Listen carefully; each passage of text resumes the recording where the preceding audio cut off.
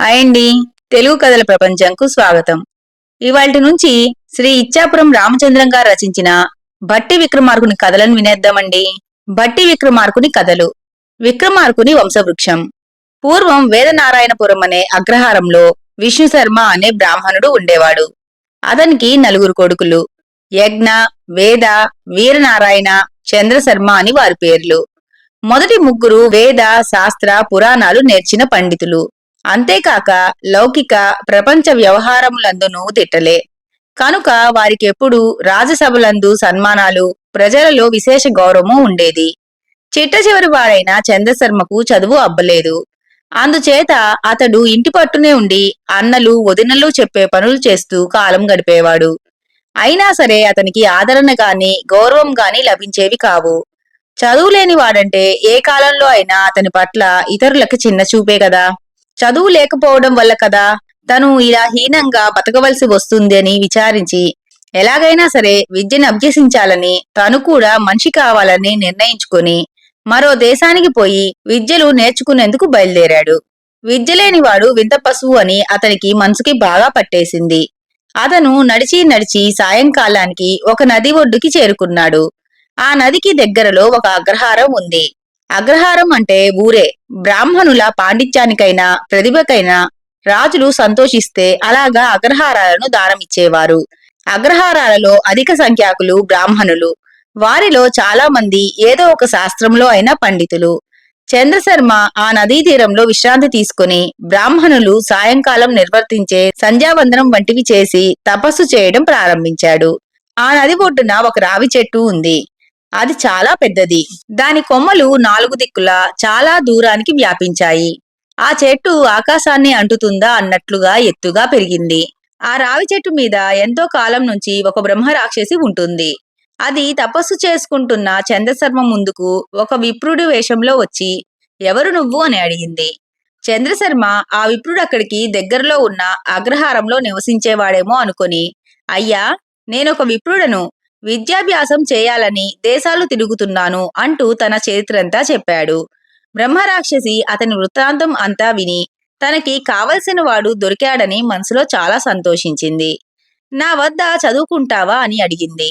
చంద్రశర్మకు అతను బ్రహ్మరాక్షసని తెలియదు కదా. బ్రహ్మరాక్షసుడి వేషంలో ఉన్నాడు కదా.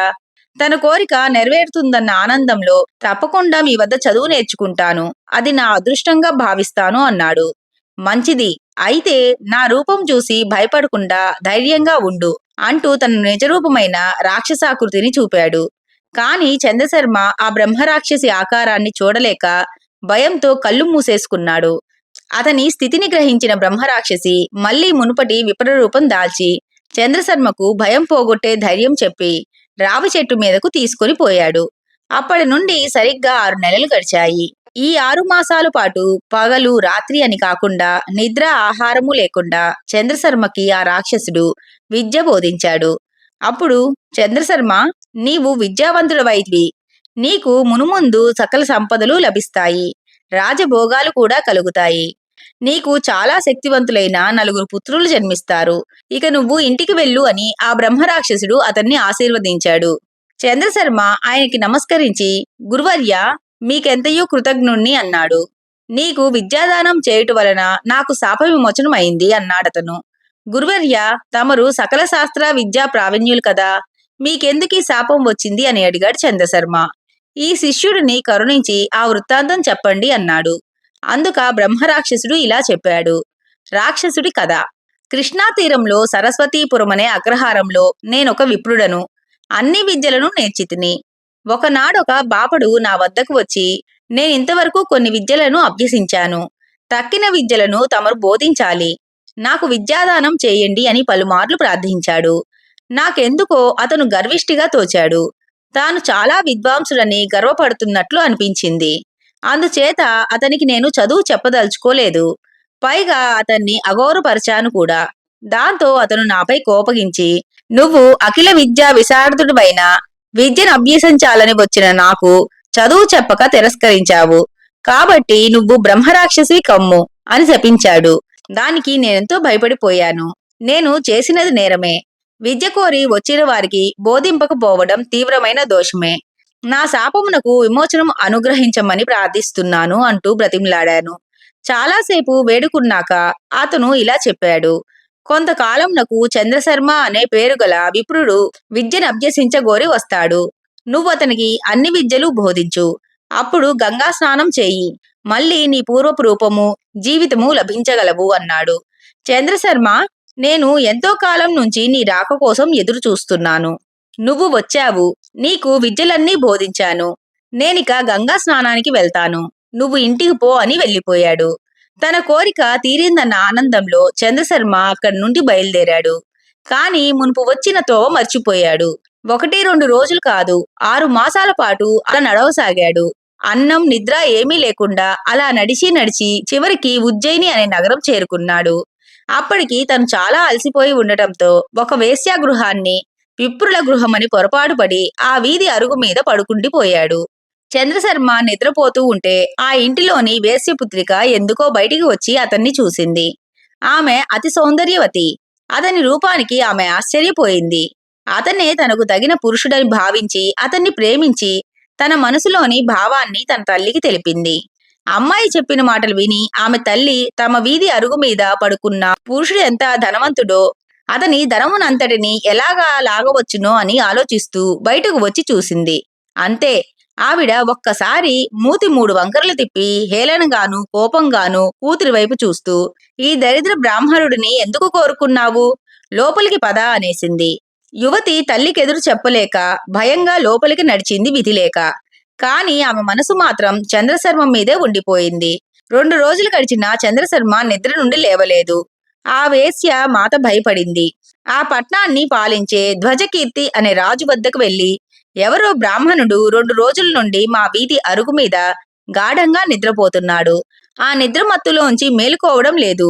ఆ బీద బాపడిని నా కూతురు వరించింది అని చెప్పింది. ఆ రాజు వైద్యులను రప్పించి ఆ బ్రాహ్మణుడి సంగతి కనుక్కోమన్నాడు. ఆ వైద్యులు చంద్రశర్మను పరీక్షించి, రాజా, ఈ బ్రాహ్మణుడు ఎందువలనో 6 మాసముల నుండి నిద్రలేక అలసియున్నాడు. ఇప్పుడు అన్నమును మెత్తగా పిసికి ఆ రసమును ఇతని శరీరం అందు ఒక డొక్కకు పూయిచుండాలి. కొంతకాలంనకు అతడు ఒత్తిగిలుతాడు. అప్పుడు ఆ పక్కన కూడా అలాగే అన్నసారమును పూయిచుండాలి అని చెప్పాడు. అలాగా 6 మాసాలు చేశాక రాత్రే పడుకొని పొద్దుటే లేచినట్లు లేచాడు చంద్రశర్మ. ఒక్కసారి చుట్టూ చూశాడు. ఈ ఇల్లెవరిది? నా ఎదురు నిలిచిన వారెవరు అని అడగబోయి అంతలోనే నాకెందుకులే అనుకొని తన తోవను తామును పోదామని లేచి వెళ్ళబోయాడు. కాని అంతలోనే వేశ్యాపుత్రిక మంజరి అతని పైపంచ భుజం మీద వేసుకొని చిన్న పంచె పట్టుకొని అతన్ని నిలుపుతూ, అయ్యా, మీరిక్కడ పడుకొని 6 మాసాలయింది. మీరు అట్లా నిద్రావస్థలో ఉన్న 6 నెలల కాలము మీరెప్పుడు మేలుకొందురా అని కళ్ళు కాయలు కాచేలా ఎదురు చూస్తున్నాను. నేను మిమ్మల్ని ప్రేమించాను. మీరే నా భర్త. నేను మీ భార్యను. మిమ్మల్ని నేను నా హృదయంలో పరిణయమాడాను. కనుక మీరు నన్ను విడిచిపోవద్దు. నన్ను ఒంటరిని చేయకండి అని అతని పాదాలపై పడి ప్రార్థించింది. ఆమె మాటలకు, నేను బ్రాహ్మణుడను, నీవు వేశ్యాపుత్రికవు. మనకు వివాహం సరిపడదు. నా దారిన నన్ను పోనిమ్ము అన్నాడు చంద్రశర్మ. లేదు, నేను మిమ్మల్ని తప్ప అన్యులను అంగీకరించను. నన్ను విడిచిపోవద్దు అని మరింత ప్రార్థించింది మంజరి. వదలమని చంద్రశర్మ, వదలను అని మంజరి వాదులాడుకుంటూ ఉన్నారు. ఇదంతయు గమనించుకున్నవారు ఈ విషయంను ధ్వజకీర్తి మహారాజుకు తెలియపరిచారు. రాజు వారిద్దరిని తమ వద్దకు తీసుకుని రమ్మన్నారు. భటులు మంజరి చంద్రశర్మలను తన ముందు ప్రవేశపెట్టాక వారి సమాచారం అంతటినీ కనుక్కున్నాడు. చంద్రశర్మను విడిచిపెట్టమని మంజరి అంత గాఢంగా ప్రేమిస్తుంది కనుక ఆమెని వివాహం చేసుకో సుఖపడతావు అని చంద్రశర్మకి ఎంతగానో నచ్చజెప్పబోయాడు. కాని రాజు ఎన్ని విధాలా ఎంత ప్రయత్నించినా ఇద్దరిలోనూ ఏ ఒక్కరూ సమ్మతించలేదు. చంద్రశర్మని విడవలేను అంటూ మంజరి, వేశ్యకులంలో పుట్టిన మంజరిని బ్రాహ్మణుడినైన నేను వివాహం చేసుకోజాలను అంటాడు చంద్రశర్మ. అప్పటికి కుల వ్యవస్థ అంత దృఢంగా ఉండేదన్నమాట. రాజు వృద్ధ బ్రాహ్మణులను కొందరిని రప్పించి వారిని ఈ సమస్యకు పరిష్కారం చెప్పమన్నాడు. ఆ విప్రులు శాస్త్ర గ్రంథాలు కులంకషంగా పరిశీలించారు. చివరికిలా తేల్చారు. విప్రునకు బ్రాహ్మణ, క్షత్రియ, వైశ్య, శూద్ర స్త్రీలలో ఎవరినైనా వివాహం చేసుకుని అర్హత కలదు. అది శాస్త్ర సమ్మతమే. దీనిలో మరొక ధర్మ సూక్ష్మం కూడా ఉంది. విప్రుడు మొదట బ్రాహ్మణ స్త్రీని వివాహం చేసుకున్నాకే క్షత్రియ కాంతను పరిణయం ఆడడానికి, ఆ తరువాతనే వైశ్య కన్యను వివాహం చేసుకోవడానికి, పిమ్మటనే ఇతర కులమునకు చెందిన స్త్రీని పెళ్లి చేసుకునేందుకు అర్హత లభిస్తుంది. అప్పుడు ధ్వజకీర్తి మహారాజు తన పురోహితుని పుత్రికను చంద్రశర్మకు ఇచ్చి వివాహం చేయించాడు. తరువాత తన అమ్మాయిని, పిమ్మట నగరంలో ధనవంతుడైన శెట్టిగారి కూతురిని చంద్రశర్మకిచ్చి పరిణయం చేశాడు. అందుచేత ఇక వేశ్యపుత్రిక అయిన మంజరిని వివాహం చేసుకునేందుకు అభ్యంతరం లేకపోయింది. అతను మంజరిని కూడా పెళ్లి చేసుకున్నాడు. ధ్వజకీర్తి మహారాజుకి కొడుకులు లేరు. అందుచేత తన అల్లుడు అయిన చంద్రశర్మకు తన రాజ్యంలో సగభాగం, దానికి తగిన చతురంగ బలాలను ఇచ్చి తన ఇంటనే ఉంచుకున్నాడు. ఈ విధంగా రాజు కాగలిగిన చంద్రశర్మ తన 4 భార్యలకి 4 ఇళ్లు కట్టించాడు. ఒక్కొక్క ఇంట్లో ఒక్కొక్కరు ఉండేవారు. అతనికి 4 భార్యలందు సమానమైన ప్రేమ, ధర్మ మార్గంలోనే జీవితం గడిపేవాడు. తనకి అనుకోకుండా అర్ధరాజ్యము, 4 భార్యలు లభించినా అతనిలో ఎంత మాత్రమూ గర్వం ఉండేది కాదు. అంతలో ధ్వజకీర్తి మహారాజు మృతి చెందాడు. వారికి పుత్ర సంతానం లేదు కదా. అందుచేత మంత్రి, సామంతులు ఏకాభిప్రాయంతో చంద్రశర్మనే రాజుగా చేశారు. అలాగా చంద్రశర్మ రాజయ్యాడు. ఇలాగా బ్రహ్మరాక్షసిచే శపించబడిన విప్రుడి ఆశీర్వచనం నిజమైంది. తన రాజ్యాన్ని చక్కగా పరిపాలించసాగాడు. అతని పాలనలో ప్రజలు సుఖంగానూ ప్రశాంతంగానూ జీవించసాగారు. చంద్రశర్మ రాజైన కొంతకాలానికి అతని 4 భార్యలు కొడుకులని కన్నారు. విప్రస్త్రీ యందు జన్మించిన పుత్రుడు వరరుచి, క్షత్రియ కాంతకు పుట్టిన కొడుకు విక్రమార్కుడు, వైశ్య స్త్రీకి జన్మించిన పుత్రుడు భట్టి, వేశ్యకు పుట్టినవాడు భర్తృహరి. చంద్రశర్మ శిశువులకు జాతక కర్మ, నామకర్మ మొదలైనవి చేయించినప్పుడు పెట్టినవే పైపేర్లు. తగిన పండితులని నియమించి 4 పుత్రులకి విద్యలు నేర్పించారు. కొడుకులు 4 వారికి యుక్తమైన విద్యను అభ్యసించసాగారు. వారు పెరిగి యవ్వన దశలోకి వచ్చారు. విద్యా వయసు రెండూ వచ్చాయి కదా. వారి భవిష్యత్తు గురించి చంద్రశర్మ దీర్ఘంగా ఆలోచించాడు. ధ్వజకీర్తికి ద్రోహిత్రుడుగా క్షత్రియ వంశ సంజాతకుడు కనుక మిగిలిన అర్హతలు కూడా ఉన్నాయి కనుక విక్రమార్కుడు రాజపాలనకు తగినవాడు. అతనికి రాజ్యపాలన సమర్థత, శక్తియుక్తులు అధికంగా ఉన్నాయి. భట్టికి మేధస్సు, స్వామి భక్తి పరాయణత మెండు కనుక అతను విక్రమార్కుడికి మంత్రిగా ఉండదగినవాడు. ఇక వరరుచి భర్తృహరి వారికి చేదోడు వాదోడుగా ఉంటాడు. ఇలా నిర్ణయించుకున్న చంద్రవర్మ ఉజ్జయిని రాజ్యాన్ని విక్రమార్కుడికి ఒక శుభముహూర్తాన పట్టం కట్టి భట్టిని మంత్రిగా నియమించాడు. విక్రమాదిత్యుడు చక్కగా రాజ్యపాలన చేయసాగాడు. వరరుచికి భర్తృహరికి ప్రాపంచిక విషయాల మీద ఆసక్తి లేదు కనుక వారు విరాగులుగా ఉండిపోయారు. వారు తమ జీవితాలను భక్తి మార్గాన గడుపుతూ ఉండేవారు. భర్తృహరి కవిత్వం చెప్పేవాడు. సుభాషితాలు రాసిన భర్తృహరి ఇతనే, విక్రమార్కుని సోదరుడు. భట్టి విక్రమార్కుడు అంటే భట్టి అనేది ఇంటి పేరు, విక్రమార్కుడు అనేది అతని పేరు అనుకుంటూ ఒక్కరే మనిషి అనుకుని పొరపాటు పడేవాళ్ళు కొందరున్నారు కదండి. కానీ వాళ్ళు ఇద్దరు, విక్రమార్కుడు, భట్టి. నిన్నటి భాగంలో విక్రమార్కుడిని రాజుగా, భట్టిని విక్రమార్కుడికి మంత్రిగా, ఇక వరరుచి భర్తృహరి వారిద్దరికి చేదోడు వాదోడుగా ఉండేటట్లు వాళ్ళ తండ్రి ఆదేశిస్తాడు కదండి. ఇంకా తరువాత కథ ఇవాళ వినేద్దాం. 1000 ఏళ్ల ఆయుర్దాయం. ఒకనాడు విక్రమార్కుడు భట్టిని వెంటబెట్టుకొని దగ్గరలోని ఒక అడవికి వెళ్ళాడు. అక్కడ ఒక కోనేరు గట్టున శిలాఫలకం కనిపించగా అటు వెళ్లి చూశాడు. ఆ శిలాఫలకం మీద ఈ కోనేటి గట్టున ఉన్న కాళికాదేవి ఆలయానికి ఎదురుగా ఉన్న మర్రి చెట్టు పైకెక్కి సాహసంతో కోనేటిలోకి దూకి ఎవరు ఆత్మార్పణ చేస్తారో వారిని దేవి అనుగ్రహించి ముల్లోకాలను జయించే శక్తి నొసగుటయే కాక 1000 ఏళ్లు రాజ్యపాలన చేయనట్లు కూడా వరమిచ్చును అని వ్రాయబడి ఉంది. అది చదివి చదవటంతోనే విక్రమార్కుడు ఆ వటవృక్షాన్నెక్కి దాని కొమ్మపై నుంచి తటాలున కోనేటిలోకి దూకేశాడు.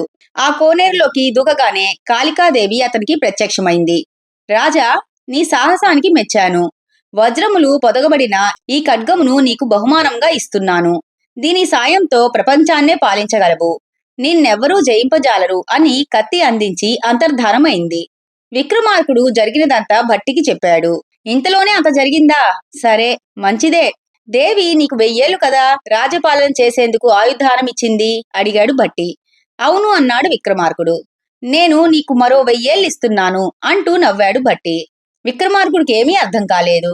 ఏడాదిలో 6 నెలలు రాజపాలన చేస్తావు, మిగిలిన 6 నెలలు దేశాటన చేస్తావు. ఏడాదికి రాజ్యపాలన 6 నెలలే కనుక 1000 ఏళ్లు పాలించడానికి 2000 ఏళ్లు జీవించి ఉంటావు కదా. అది దేవీవరమే. విక్రమార్కుడు అతని తెలివితేటలకెంతో ఆనందించి అభినందనతో ముంచెత్తాడు. బట్టి సలహాలను అనుసరిస్తూ ప్రజలు సుఖసంతోషాలతో తేలియాడేలా ప్రజానురంజకంగా రాజ్యాన్ని పరిపాలించసాగాడు. పులిని చూసి విక్రమాదిత్యుడి గొప్పతనానికి అద్దం పట్టేది ఈ కథ. నిష్పక్షపాతంతో కూడిన న్యాయం చెప్పటంలో విక్రమాదిత్య ప్రభుకి సాటెవరూ లేరు. అతనికి ఋషికేతు అనే బావమరిది ఉండేవాడు. ఋషికేతుకి తాను కూడా బావగారంత గొప్పవాడు, పేరొందినవాడు అయిపోవాలని ఆశ. అతను తనని తాను చాలా తెలివైన వాడని భావించుకునేవాడు. న్యాయస్థానంలో విక్రమాదిత్యుడు తీర్పులు చెప్పేటప్పుడు ఋషికేతు అక్కడే ఉండేవాడు. అతను మెల్లగా నేను కూడా రాజులాగే తీర్పులు చెప్పగలను అనే భావాన్ని పెంచుకున్నాడు. తనకి సన్నిహితులైన న్యాయస్థాన వ్యక్తులతో తన భావాన్ని రహస్యంగా చెబుతూ ఉండేవాడు. వారి ముందు తనని తాను పొగుడుకునేవాడు. ఈ విషయం ఎలాగో విక్రమార్కుడి వరకు వెళ్ళింది. ఒకనాడు ఋషికేతుతో నువ్వు గడ్డము, రాచరికపు అంగరక మొదలైనవి ధరించి రుద్రుడి వేషంలో న్యాయపీఠం మీద కూర్చొని తీర్పులు చెబుదువు గాని తయారైరా అని న్యాయసభలోని వారితో, ఇతను మన పాత మిత్రుడు, మన పొరుగు రాజ్యంలో పేరొందిన న్యాయ నిర్ణేత. ఇవాళ నాకింకా ముఖ్యమైన రాజకార్యాలున్నాయి, నేను అవి చూసుకుంటాను. ఇవాల్టికి ఇతను ఇక్కడ తీర్పులు చెబుతాడు అని మారువేషంలో ఉన్న ఋషికేతుడిని న్యాయపీఠాన్నధిష్ఠింపజేసి విక్రమాదిత్యుడు అతనికి తెలియకుండా ఋషికేతుడికి అతి సమీపంలోనే తెర వెనక దాక్కున్నాడు. ఆ రోజు తీర్పుకి వచ్చిన మొట్టమొదటి వాద్యం కోడిపెట్టను దొంగిలించిన నేరం మోపబడిన వాడిది. అవతలి వ్యక్తి విషయం వివరించగానే ఋషికేతు దొంగవైపు తిరిగి నువ్వు మరో కోడిపెట్టను కూడా దొంగిలించు అని అతనికి చెప్పి భటులను ఇతను రెండో కోడిపెట్టను దొంగిలించగానే పట్టుకొని బంధించి సభకు తీసుకుని రండి అని ఆజ్ఞాపించాడు. ఆ తరువాతే నేను తీర్పు చెబుతాను. ఈ తమాషాతో అందరికీ మతిపోయింది. విక్రమాదిత్యుడు అతన్ని రహస్య మందిరానికి రప్పించి రెండో కోడిపెట్టను దొంగిలించమని ఎందుకు ఆ దొంగను పంపావు అని ప్రశ్నించాడు. అప్పుడు ఋషికేతు ఇలా విన్నవించాడు. మహారాజా, కొద్ది రోజుల క్రితం ఒకడు 2 కోడిపెట్టలని దొంగిలించిన నేరానికి తమరు ఒక బంగారు నాణెం అపరాధ రుసుము చెల్లించమన్నారు. ఇతను ఒక్క కోడినే దొంగిలించాడు అంటే సగం బంగారు నాణెం అపరాధ రుసుము విధించాలి. కాని అరబంగారు నాణేలు లేవు కదా. అందుకని రెండో కోడిపెట్టను కూడా అపహరిస్తే రెండిటికి కలిపి ఒక బంగారు నాణెం చెల్లించవచ్చునని అతన్ని మరో కోడిపెట్టను కూడా దొంగిలించుకుని రమ్మన్నాను. అతని సమాధానానికి విక్రమార్కుడు నవ్వు ఆపుకోలేకపోయాడు. అప్పుడు తెలిసింది ఋషికేతుకి న్యాయ నిర్ణయంలోని క్లిష్టత, విక్రమాదిత్యుడి గొప్పతనము, విక్రమార్కుడికి అపూర్వ సింహాసనం లభించిన వైనం. విక్రమార్కుడు రాజపాలన చేస్తున్న కాలంలో ఒకనాడు స్వర్గలోకంలో ఇంద్రుడు తన కొలువులో రంభ, ఊర్వశుల నాట్య ప్రదర్శన ఏర్పాటు చేయించాడు. వారిద్దరూ ఆ నిండు కొలువులో తమ నాట్య కౌశలం ప్రదర్శించారు. రంభ, ఊర్వశులలో ఎవరు గొప్ప సభ్యులను అడిగాడు ఇంద్రుడు. ఇద్దరూ సమానులే, ఇద్దరికి ఇద్దరు నాట్యశాస్త్ర ప్రవీణులే అన్నారు సభ్యులు. ఇంద్రుడికి ఆ మాటలు నచ్చలేదు. ఎవరో ఒకరు మిగిలిన వారి కంటే అధికులు కావాలి కదా. అలాగా గొప్ప నాట్యగత్త వీరిరువురిలోనూ ఎవరు అని రెట్టించాడు. రంభ అని కాని ఊర్వశి అని కాని సభ ఖచ్చితంగా తేల్చి చెప్పలేకపోయింది. కాని సభలోని కొందరు పెద్దలు, దేవేంద్ర, భూలోకంలో విక్రమార్కుడనే రాజోత్తముడు ఉన్నాడు. సకల శాస్త్ర విద్యా వివేకములలోనూ అతను దిట్ట. ఈ సందేహాన్ని అతను తీర్చగలడు అని సూచించాడు. వెంటనే ఇంద్రుడు తన రథసారథి అయిన మాతలిని పిలిచాడు. భూలోకంలో ఉజ్జయినిని పరిపాలిస్తున్న విక్రమార్కుని వద్దకు వెళ్లి మిమ్మలను ఇంద్రుడు స్వర్గమునకు తోడ్కొని రమ్మనెను అని సవినయంగా తెలిపి ఆ రాజును తీసుకురా అని చెప్పాడు. మాతలి ఇంద్రుని ఆజ్ఞను శిరసావహించి ఉజ్జయినికి వెళ్లి విక్రమార్కుడికి వినయంగా విషయం వివరించాడు. విక్రమార్కుడు ఆ ఆహ్వానానికి చాలా సంతోషించి మాతలికి బహుమానాలిచ్చి ఇంద్రుడి రథమెక్కి స్వర్గలోకానికి చేరాడు. ఇంద్రుడు అతనిని సగౌరవంగాను సాదరంగాను ఆహ్వానించి తన పక్కన కూర్చోబెట్టుకుని, రాజా, నీవు పండితుల నుండి సకల విద్యల సారమును తెలుసుకున్న బుద్ధిమంతుడివి. ఈ రంభా ఊర్వశుల నాట్యములను చూసి ఎవరు అధికురాలో తేల్చి చెప్పవలను అని నాట్యము చేయవలసిందిగా నాట్యగత్తెలకు ఆజ్ఞాపించాడు. వారి నాట్య ప్రదర్శన ముగిశాక విక్రమాదిత్యుడు ఇంద్రుని వైపు తిరిగి, దేవేంద్ర, రంభ, ఊర్వశి ఇద్దరు నాట్యకళలో ప్రవీణులే. అయినా రంభ కంటే ఊర్వశియే మిన్న అంటూ భరతనాట్య శాస్త్ర సూక్ష్మాన్ని వివరించాడు. దాంతో రంభ కూడా అతని నిర్ణయంతో ఏకీభవించింది. అతని విజ్ఞానానికి, బుద్ధి సూక్ష్మతకి సభ్యులు దేవేంద్రుడు ఎంతో మెచ్చుకున్నారు. అప్పుడు ఇంద్రుడు 32 సోపానములు అందు 32 స్వర్ణ ప్రతిమలు ఉండి నవరత్న ఖచితమై విరాజిల్లే ఆ సింహాసనాన్ని విక్రమార్కుడికి ఇచ్చి, నీవు ఈ గద్దెపై కూర్చొని భట్టియను మంత్రితో 1000 ఏళ్లు రాజ్యపాలన చేయుచు సుఖంగా ఉండు అని ఆశీర్వదించి రథములో అతన్ని సింహాసనాన్ని ఉజ్జయినికి పంపాడు. విప్రోత్తములు నిర్ణయించిన శుభలగ్నంలో విక్రమాదిత్యుడు షోడశ మహాదానాలు చేసి భేరి మృదంగాది వాద్యాల ధ్వనులు మిన్ను ముట్టుతూ ఉండగా ఇంద్రునిచే బహుకరించబడిన ఆ సింహాసనాన్ని అధిష్ఠించాడు. దానిపై కూర్చొని అతనెన్నో అద్భుతమైన తీర్పులు చెప్పాడు. మైత్రి. ఒకనాడు విక్రమార్కుడు కొలువు తీరి ఉండగా మహాపండితుడు ఒకడు వచ్చి విక్రమార్కుని ఎదుట నిలబడి అతన్ని స్తుతించాడు. రాజు సంతోషించి, ఓ బ్రాహ్మణోత్తమ, తమరెవరు అని ఎంతో గౌరవంగా అడిగాడు. విక్రమార్క, నేను నీ చిన్ననాటి మిత్రుడను అన్నాడు. తమ నామధేయం? నా పేరు చతురంగ తగ్ని. పేరు విచిత్రంగా ఉందని విక్రమార్కుడు క్షణంసేపు ఆలోచనలో పడ్డాడు. అప్పటికి అతనికి ఆ విప్రుని పేరులో కల విచిత్రము, ప్రత్యేకత అర్థమైపోయాయి. చతురంగ తగ్ని, నీ పేరులోని అన్ని అక్షరాలు కలిసి ఉన్నచో చతురంగ 4 అంగాలు, వేదాంగాలు, తగ్ని అంటే తెలిసినవాడు అని. చతురంగ తగ్ని అంటే చదరంగ క్రీడ తెలిసిన మొదటి అక్షరం తీసివేస్తే మిగిలే చతురంగ తగ్ని అంటే అశ్వశాస్త్ర ప్రావీణుడని. తొలి 2 అక్షరాలు తీసివేయగా మిగిలిన రంగతగ్ని అనగా రంగముల శాస్త్రములయందు ప్రజ్ఞావంతుడని. గతగ్ని అనగా 3 అక్షరాలు తీసివేస్తే వచ్చే గతగ్నికి జ్యోతిషం తెలిసినవాడని. 4 అక్షరాలు తీసివేయగా మిగిలే తగ్నికి కాలతత్వం తెలిసినవాడు అని అర్థాలు కదా. నీ పేరులోని ఈ విద్యలన్నిటినీ అమర్చి ఎంత చక్కగా చెప్పారు అని రాజు అతన్ని ఎంతో మెచ్చుకున్నాడు. నన్ను ఆ విద్యలలో పరీక్షించి నా దరిద్రమును తొలగించు రాజా అని కోరాడు పండితుడు. నీ చమత్కారం అతి చక్కనిది. నీకింకా వేరే పరీక్షలెందుకు? అంతేకాక నువ్వు నా చిన్ననాటి మిత్రుడివి అంటూ 6000 వరహాలు బహుకరించాడు. అతని పేరులోని ఒక్కొక్క అక్షరమునకు 1000 వరహాల చొప్పున అందుకున్న ఆ బ్రాహ్మణుడు సంతోషించాడు. ఔదార్యం. విక్రమార్క మహారాజు ఒకప్పుడు అశ్వమేధ యాగం తలపెట్టాడు. దేశ దేశాల రాజులకు ఆ విషయం తెలియపరిచాడు. ఆ రాజులందరూ రకరకాల కానుకలు తెచ్చి సమర్పించారు. ఆ యాగమునకు రావలసిందిగా తన పురోహితునితో సముద్రుడికి కూడా కబురు పంపగా ఆ మహారాజు ఆహ్వానించాక, నేను తప్పకుండా వచ్చి తీరవలసిందే, కాని ప్రస్తుతము నాకు క్షణమైనను తీరికలేదు. నేను వచ్చినట్లే భావించి అనుగ్రహించమన్నానని మీ రాజుగారికి నా తరపున విన్నవించి ఈ 4 రత్నములను వారికిమ్ము. ఈ రత్నముల మహిమను ఇలా తెలియజెయ్యి. వీనిలో ఒక రత్నం సేనని సమకూర్చుతుంది, రెండవది వస్త్రములు ద్రవ్యము ఇస్తుంది, మూడోది ఎంతమందికైనా షడ్రసోపేతమైన భోజనం పెడుతుంది, 4వ రత్నం కావలసినంత బంగారం ప్రసాదిస్తుంది అని పురోహితుడిని సగౌరవంగా పంపాడు. రాజు వద్దకు తిరిగి వచ్చి సముద్రుడిచ్చిన రత్నాల మహిమలను తెలియజేయగా విక్రమాదిత్యుడు ఎంతో ఆశ్చర్యపోయాడు. ఆ సంతోషంతో, వానిలో నీకు కావలసిన రత్నమును ఒకదాన్ని ఉంచుకొని మిగిలినవి ఇమ్ము అన్నాడు. పురోహితుడు ఇంటికి పోయి భార్య, కొడుకు, కోడలతో ఆలోచించి తీసుకుంటాను అన్నాడు. అతను ఇంటికి పోయి వారికి ఆ రత్నాల మహిమ గురించి తెలియజెప్పాడు. కొడుకు మొదటి రత్నాన్ని తీసుకోమన్నాడు. కోడలు 2వ దానిని గ్రహించమంది.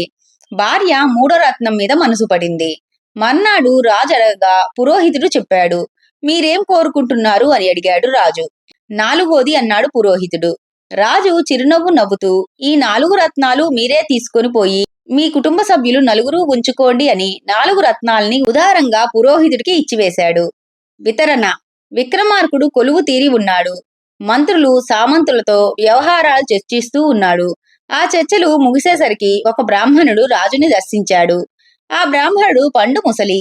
రాజా, నేనీ ముసలితనం అనే భారాన్ని ఎంత మాత్రమూ భరించలేకపోతున్నాను. ఈ వృద్ధాప్యాన్ని సహించలేక ఎంతో అలసటతో ఉన్నాను.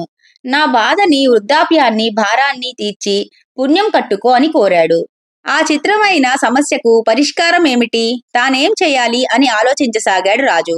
అంతలో ఒక సిద్ధుడు శిష్యులతో సహా రాజసభకు వచ్చాడు.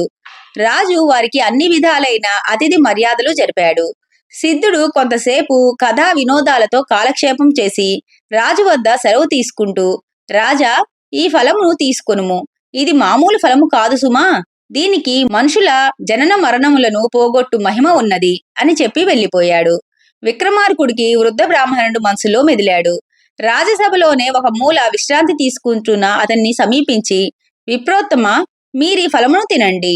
అందువలన మీ వృద్ధాప్య బాధలు పోవుటయే కాక మరణము మీ దాపులకు చేరదు. దీనిని ఇప్పుడే నాకు ఒక సిద్ధుడు ప్రసాదించాడు అంటూ ఆ ఫలాన్ని అతనికి అందజేశాడు. ఆ వృద్ధుడు అది తినడంతోనే ముసలితనపు బాధలన్నీ పోయాయి. జాలి. మాళవ దేశం నుంచి ఒక భట్రాజు వచ్చి, మా దేశపు రాజు జయసేనుడు తన పుత్రిక వివాహ సందర్భంలో మా భట్రాజులందరికీ 9 లక్షల వరహాలు పంచిపెట్టారు. ఆ రాజు ఇప్పుడు లేరు. వారిచ్చిన ధనముతో ఇంతవరకు బ్రతికాము. ఇక మీదట బతికేందుకు బాట కనపడక మీ కీర్తి విని మా అందరి తరఫున మిమ్మల్ని యాచించడానికి వచ్చాను అంటూ రాజు మీద స్తోత్రాలు చదివాడు. రాజు మనసు కరిగిపోయింది. ధనమిచ్చి పంపాడు. విక్రమార్కుడు అంతటి జాలి మనసు కలవాడు. ఇంద్రజాలం. ఒకరోజు విక్రమార్కుడి సభకు ఒక ఇంద్రజాలికుడు వచ్చాడు. రాజుకి నమస్కరించి, నీవు సర్వజ్ఞుడివి, నా విద్యను ఒకసారి చూడుము అని కోరగా, అట్లే రేపు రా అన్నాడు రాజు. మర్నాడు వాడు చక్కని పంచె కట్టుకొని, పువ్వుల అంగీ తొడిగి, ఎర్ర పాగా చుట్టుకొని భార్యతో కలిసి వచ్చాడు. రాజు ముందర నిలబడి, నేను దేవేంద్రుని భటుడిని. నా పేరు అసహాయ సూర్యుడు. ఒక సందర్భంలో దేవేంద్రుడు నన్ను చులకన చేయగా భూలోకమునకు వచ్చేశాను. ఈమె నా ఇల్లాలు. పంచశీర్షుడనే రాక్షసుడు దేవతలను బాధించుచున్నాడు. వానిని సంహరించి వచ్చేదను. యుద్ధరంగమునకు పోవునప్పుడు స్త్రీ వెంట ఉండుట భావ్యం కాదు కదా. నేను తిరిగి వచ్చే వరకు నా భార్యను మీ ఇంట ఉండనిమ్ము అనగా అనగా రాజు అట్లే అని ఆమెను రాణివాసమునకు పంపెను. కొంతసేపయ్యాక అసహాయ సూర్యుడు రణరంగమున మరణించినట్లు సమాచారం తెలియగానే ఆ విషయము తన భార్యకు తెలియజేసెను. కొంతసేపయ్యాక అసహాయ సూర్యుడు రణరంగమున మరణించినట్లు సమాచారం తెలియరాగానే ఆ విషయం తన భార్యకు తెలియజేసెను. భర్త లేని జీవితం నాకెందుకు అంటూ ఆమె నగరం వెలుపల చితిలో అగ్ని ప్రవేశం చేసింది. ఆ చితి చల్లారే వేళకు అసహాయ సూర్యుడు వచ్చి, రాజా, శత్రువులను జయించి తిని నా భార్యని పిలిపించు, నేనింటికి పోతాను అన్నాడు. రాజు ఆశ్చర్యపోయి జరిగినదంతా వివరించి, అసహాయ సూరా, నువ్విక్కడే ఉండు, అగ్ని ప్రవేశం చేసిన వారుండే లోకానికి వెళ్లి నీ భార్యను తీసుకువస్తాను అని ఆయుధం చేతపూని బయలుదేరబోతూ ఉండగా, ప్రభు, ఆగండి, నేను నిన్నటి దినమున ఏలిన వారిని సందర్శించిన ఇంద్రజాలకుడినే. జరిగినదంతయు భ్రమే. నా విద్యా చాతుర్యాన్ని చూపడానికే ఇలా చేశాను అన్నాడు. రాజు చాలా సంతోషించి అతని ఇంద్రజాల విద్యనెంతగానో మెచ్చుకొని అతనికి అనేక బహుమానాలిచ్చి తృప్తిపరిచాడు. వివేకం. విక్రమాదిత్యుడు ఒకనాడు కంచి పట్టణపు వీధి వెంబడి పోవుచూ ఉండగా ఒక విప్రుడు వీధి తిన్నెపై కూర్చుని విచారిస్తూ ఉండటం గమనించాడు. రాజు అతనిని సమీపించి, ఏల దుఃఖిస్తున్నావు అని అడగగా అతను, నువ్వేమైనా ఆచేవాడివా తీర్చేవాడివా? నీ వల్లేమవుతుంది? నా ఏడుపు నేనేడవవలసిందే అని నిర్లక్ష్యంగా మాట్లాడాడు అతనెవరో తెలియక. అయ్యా, నా వల్ల తీరినా మానినా నేనొక మారు వినడం వల్ల నష్టం లేదు కదా. కనపడిన వారికి చెబుతూ ఉంటే ఎవరో ఒకరు మీ సమస్యకు తగు ఉపాయాన్ని చెప్పగలరేమో అన్నాడు. అప్పుడు ఆ విప్రుడిలా చెప్పాడు. మా తండ్రి చాలా ధనం సంపాదించాడు. నేను చిన్నవాడిగా ఉన్నప్పుడే మరణించాడు. నేను పెద్దవాడినయ్యాక నాకొక చీటీ దొరికింది. దానిలో నలనామ సంవత్సర చైత్రశుద్ధ నవమి నాడు రాత్రి 10 గడియల వేళ పెద్ద కంచి గోపురం 3వ అంతస్తుకి సరిగా 3 నిలువల లోతున తవ్వి పూడ్చిపెట్టినవి 5 లక్షల వరహాలు అని రాయబడి ఉంది. కాని గోపురం 3వ అంతస్తుని సరిగా 3 నిలువల లోతు ఎలా తవ్వగలను? అంతా అయోమయము, అడవి పంజాంగముగా ఉంది. మా తండ్రి ఒక చోట పాతిపెట్టి మరో చోటు రాశాడేమో. 5 లక్షల వరహాలంటే మాటలా? తక్కువ మొత్తమా? తండ్రి సంపాదించినది చూచుడుకైనా నోచుకోలేదు కదా అన్న చింతతో ఇలా తయారయ్యాను అని దీనంగా చెప్పుకున్నాడు బ్రాహ్మణుడు. విక్రమార్కుడు తీవ్రంగా ఆలోచించాడు. దేవాలయం కింద తవ్వడం అసాధ్యం. దీనిలో ఏదో కిటుకు ఉండాలి. దానిని తెలుసుకుంటే మిగిలిన పని సులభమే అనుకున్నాడు. విప్రోత్తమ, విచారము మానుము. చైత్ర శుద్ధ నవమి నాడు విప్రుణ్ణి వెంటబెట్టుకొని ఆలయ ప్రాంతానికి వచ్చాడు. అప్పటికే వెన్నెల చక్కగా కాస్తోంది. రాత్రి 10 గడియల వేళ గోపురం నీడ ఎక్కడ పడుతోందో చూశాడు. 3వ అంతస్తు నీడ పడే ప్రదేశంలో తవ్వాడు. వరహాల మూట బయటపడింది. దానిని బ్రాహ్మణుడికిచ్చి తన దారిన తాను వచ్చేశాడు. విక్రమార్కుడు సహాయపడే తత్వానికి ఇదొక ఉదాహరణ మాత్రమే. సూక్ష్మ బుద్ధి. విక్రమార్కుడి రాజ్యంలో ఒక అగ్రహారంలో ఒక బ్రాహ్మణుడు ఉండేవాడు. అతనికి లేక శివుని అనుగ్రహం వలన కలిగిన పుత్రికను ఎంతో గారాబంతో పెంచాడు. ఆమెకు యుక్త వయస్సు వచ్చింది. పెళ్లికుమారుడు కూడా నిశ్చయించబడ్డాడు. కాని పెళ్లి చేయుటకు అతని వద్ద చిల్లిగవ్వైనను లేదు. అందుచేత ఆ బ్రాహ్మణుడు వధూవరులను ఇద్దరిని వెంటబెట్టుకొని రాజుగారి కొలువుకు వచ్చాడు. రాజుగారిని ఆశీర్వదించి స్తోత్రం చేశాడు. రాజు వధువుని చూసి ఏమి కావాలి అని అడిగాడు. ఆమె కూడా తండ్రిలాగానే విద్యావంతురాలు, అభిమానవతి కూడా.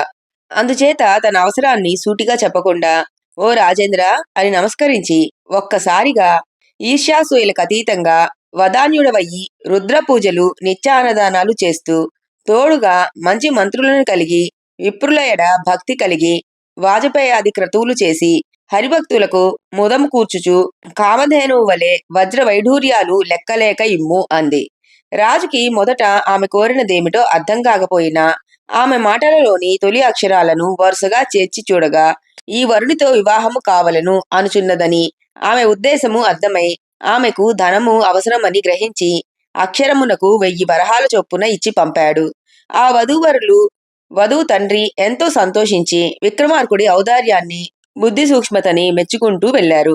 విక్రమార్కుడిలో సాహసము, శౌర్యము, ధైర్యము, దానగుణమే కాక బుద్ధి సూక్ష్మత కూడా కలదనడానికి ఈ కథే మంచి నిదర్శనం. కుక్కగాడుకు చెప్పు దెబ్బ. ఆ పట్నాన్ని ఏలే రాజుకు ఉంపుడు గత్తె అయిన పద్మావతి అనే వేశ్యకు పొగరు ఎక్కువ. తనకి రాత్రికి ఎవరు కలలోకి వస్తే మర్నాడు వారి నుండి 100 వరహాలు వసూలు చేసేది. ఒకనాడు ఆమె కలలోకి ఒక బీద బ్రాహ్మణుడు వచ్చాడు. తెల్లవారుగానే రాజభటులను పంపి ఆ బ్రాహ్మణుడి నుండి డబ్బు వసూలు చేసి తెమ్మని పంపించింది. పేదవాడినని అతను ఎంత మొరపెట్టుకున్నా వినకుండా భటులు ఆ బ్రాహ్మణుణ్ణి పద్మావతి వద్దకు లాక్కుపోతూ ఉంటే దేశ సంచారంలో ఉన్న విక్రమార్కుడు చూశాడు. విషయం వివరంగా తెలుసుకున్నాడు. అంతా విని ఆ బ్రాహ్మణుడితో, అయ్యా, తమరు ఇవ్వవలసిన 100 వరహాలు నేనిస్తాను. ఆమెను మీ ఇంటికి వచ్చి తీసుకోమని భటులకు చెప్పండి అన్నాడు. బ్రాహ్మణుడు భటులకు ఆ విషయం చెప్పగా వారు పద్మావతిని బ్రాహ్మణుని ఇంటికి తీసుకురావటానికి ఆమె ఇంటికి పోయారు. అంతలో మారువేషంలో ఉన్న విక్రమార్కుడు వీధిలో ఒక స్తంభాన్ని పాతించాడు. ఆ స్తంభం పైన 100 వరహాలను గుడ్డలో మూట కట్టి వేలాడదీశాడు. నేల మీద ఆ మూట ప్రతిబింబం కనిపించేలాగా అద్దం అమర్పింపచేశాడు. పద్మావతి వచ్చింది. ఏదీ నా డబ్బు, ఏవీ నా 100 వరహాలు హడావిడిగా అడిగింది. అదిగో అని నేల మీద అద్దంలో కనిపిస్తున్న మూటను చూపాడు మారువేషంలో ఉన్న విక్రమార్కుడు. అద్దంలో ఉండే మూటనెలా తీసుకోగలను అని అడిగింది ఆమె. స్వప్నంలో కనపడిన వాడు డబ్బెలా ఇస్తాడు? నువ్వెందుకు తీసుకోవాలి అని ఎదురు ప్రశ్న వేశాడు రాజు. పద్మావతి సిగ్గుపడి ఇంటికి వెళ్లిపోయింది. బ్రాహ్మణుడు అతనికి కృతజ్ఞతలు తెలుపుకున్నాడు. విక్రమార్కుని విఘ్నతకు ఇదొక చక్కని ఉదాహరణ మాత్రమే. త్యాగశీలి. విక్రమార్కుడు దేశ సంచారాన్ని చేస్తూ ఉండగా గంగా తీరమందున్న ధర్మపురం అనే అగ్రహారంలో ఒకనాడు ఉండవలసి వచ్చింది. గంగా నదిలో స్నానం చేసి అక్కడి దేవతలను పూజించి నదీ తీరంలో ఒకచోట పురాణం చెబుతూ ఉంటే వింటూ కూర్చున్నాడు. అంతలో అక్కడికి ఒక విప్ర స్త్రీ గొల్లు గొల్లుమంటూ ఏడ్చుచూ వచ్చి నా భర్త నదిలో స్నానం చేయిచూ ఉండగా ఒక ముసలి ఆయనను నీటిలోనికి లాక్కొని పోయింది. ఎవరైనా వచ్చి రక్షించండి అంటూ దీనంగా ప్రార్థించింది. అప్పుడు విక్రమార్కుడు అతి సాహసంతో గంగలోకి ఉరికి ముసలిని చంపి విప్రుణ్ణి రక్షించాడు. అతను విక్రమార్కుడిని ఆశీర్వదించి నీవు అత్యంత సాహసివి, పరోపకార పరాయణుడువు కనుకనే నన్ను రక్షించితివి. నేను నిరుపేదను. నీకు నోటి మాటలుగా కృతజ్ఞతలు తెలపటం కంటే నీకేమి ప్రత్యుపకారం చేయగలను అని వాపోయాడు. ఆ విషయమై మీరు చింతింపకూడదు. నేను ప్రత్యుపకారమును మీ నుండి కోరి మిమ్మల్ని రక్షించలేదు. సాహసం నా నైజం అంతే అన్నాడు విక్రమార్కుడు. ఆ బ్రాహ్మణుడి భార్య కూడా అతనికి కృతజ్ఞత తెలిపింది. అప్పుడు విప్రుడు ఏదో గుర్తుకు వచ్చినట్లు, రాజా, జ్ఞాపకం వచ్చింది. నా వద్ద ఒక మంత్రం ఉంది. దానిని జపిస్తే చేసిన పాపాలన్నీ పటాపంచలగుటయే కాక కోరుకున్నప్పుడు దేవలోకము నుండి విమానం వచ్చి తీసుకువెళ్తుంది. అది ఒకరికి ఉపదేశించినచో అతనికే తప్ప ఉపదేశించిన వారికి మరి ఉపయోగించదు. దానిని నేను నీకు ఉపదేశించెదను. గుడ్డి కన్నా మెల్ల నయం. ఈ పాటి మేలైనా చేస్తే ఏమీ చేయకపోవడం కంటే నయమే కదా అంటూ అతనికి ఆ మంత్రం ఉపదేశించి తన భార్యతో తన దారిన తాను పోయాడు. విక్రమార్కుడు దేశ సంచారం కొనసాగిస్తూ వింధ్య పర్వతం ప్రాంతంలోకి రాగా ఒక పాడుబడిన దేవాలయం ముందు చెట్టు మీద రాక్షసుడు ఒకడు కనిపించాడు. రాజు ఆ రాక్షసుని చూసి నీవు ఎవరివి, ఎందుకిలా అయ్యావు అని అడిగాడు. ఆ రాక్షసుడు, ఆర్య, నేను మునుపు మాలవ దేశ రాజు వద్ద పురోహితుణ్ణి. మా రాజునకు పండితులను గౌరవించడం అంటే మహాప్రీతి. అందుకని నన్ను పరీక్షకునిగా నియమించి నేను చెప్పిన పండితుడికే బహుమానాలు ఇచ్చేవాడు. నాలో నేనే కదా పరీక్షకుడిని అనే గర్వం పట్టి పెరిగి పెద్దదయింది. ఎంతటి పండితుడు వచ్చినా చులకనగా చూసేవాణ్ణి. ఇలా ఉండగా ఒకనాడు వేదశాస్త్రాది విద్యలయందు అసమాన ప్రజ్ఞాధురీనుడైన బ్రాహ్మణుడు ఒకడు రాజ్యసభకు వచ్చి విద్యలలో తనని పరీక్షించి బహుకరించమని కోరగా నేను ఇతడు సామాన్య పండితుడు అనేశాను. అందుకు ఆ పండితుడు కోపగించి నన్ను పరీక్షించి నా శక్తి గ్రహించక ఇట్లు నన్ను అవమానపరిచావు కనుక బ్రహ్మరాక్షసివై పుట్టు అని శపించాడు.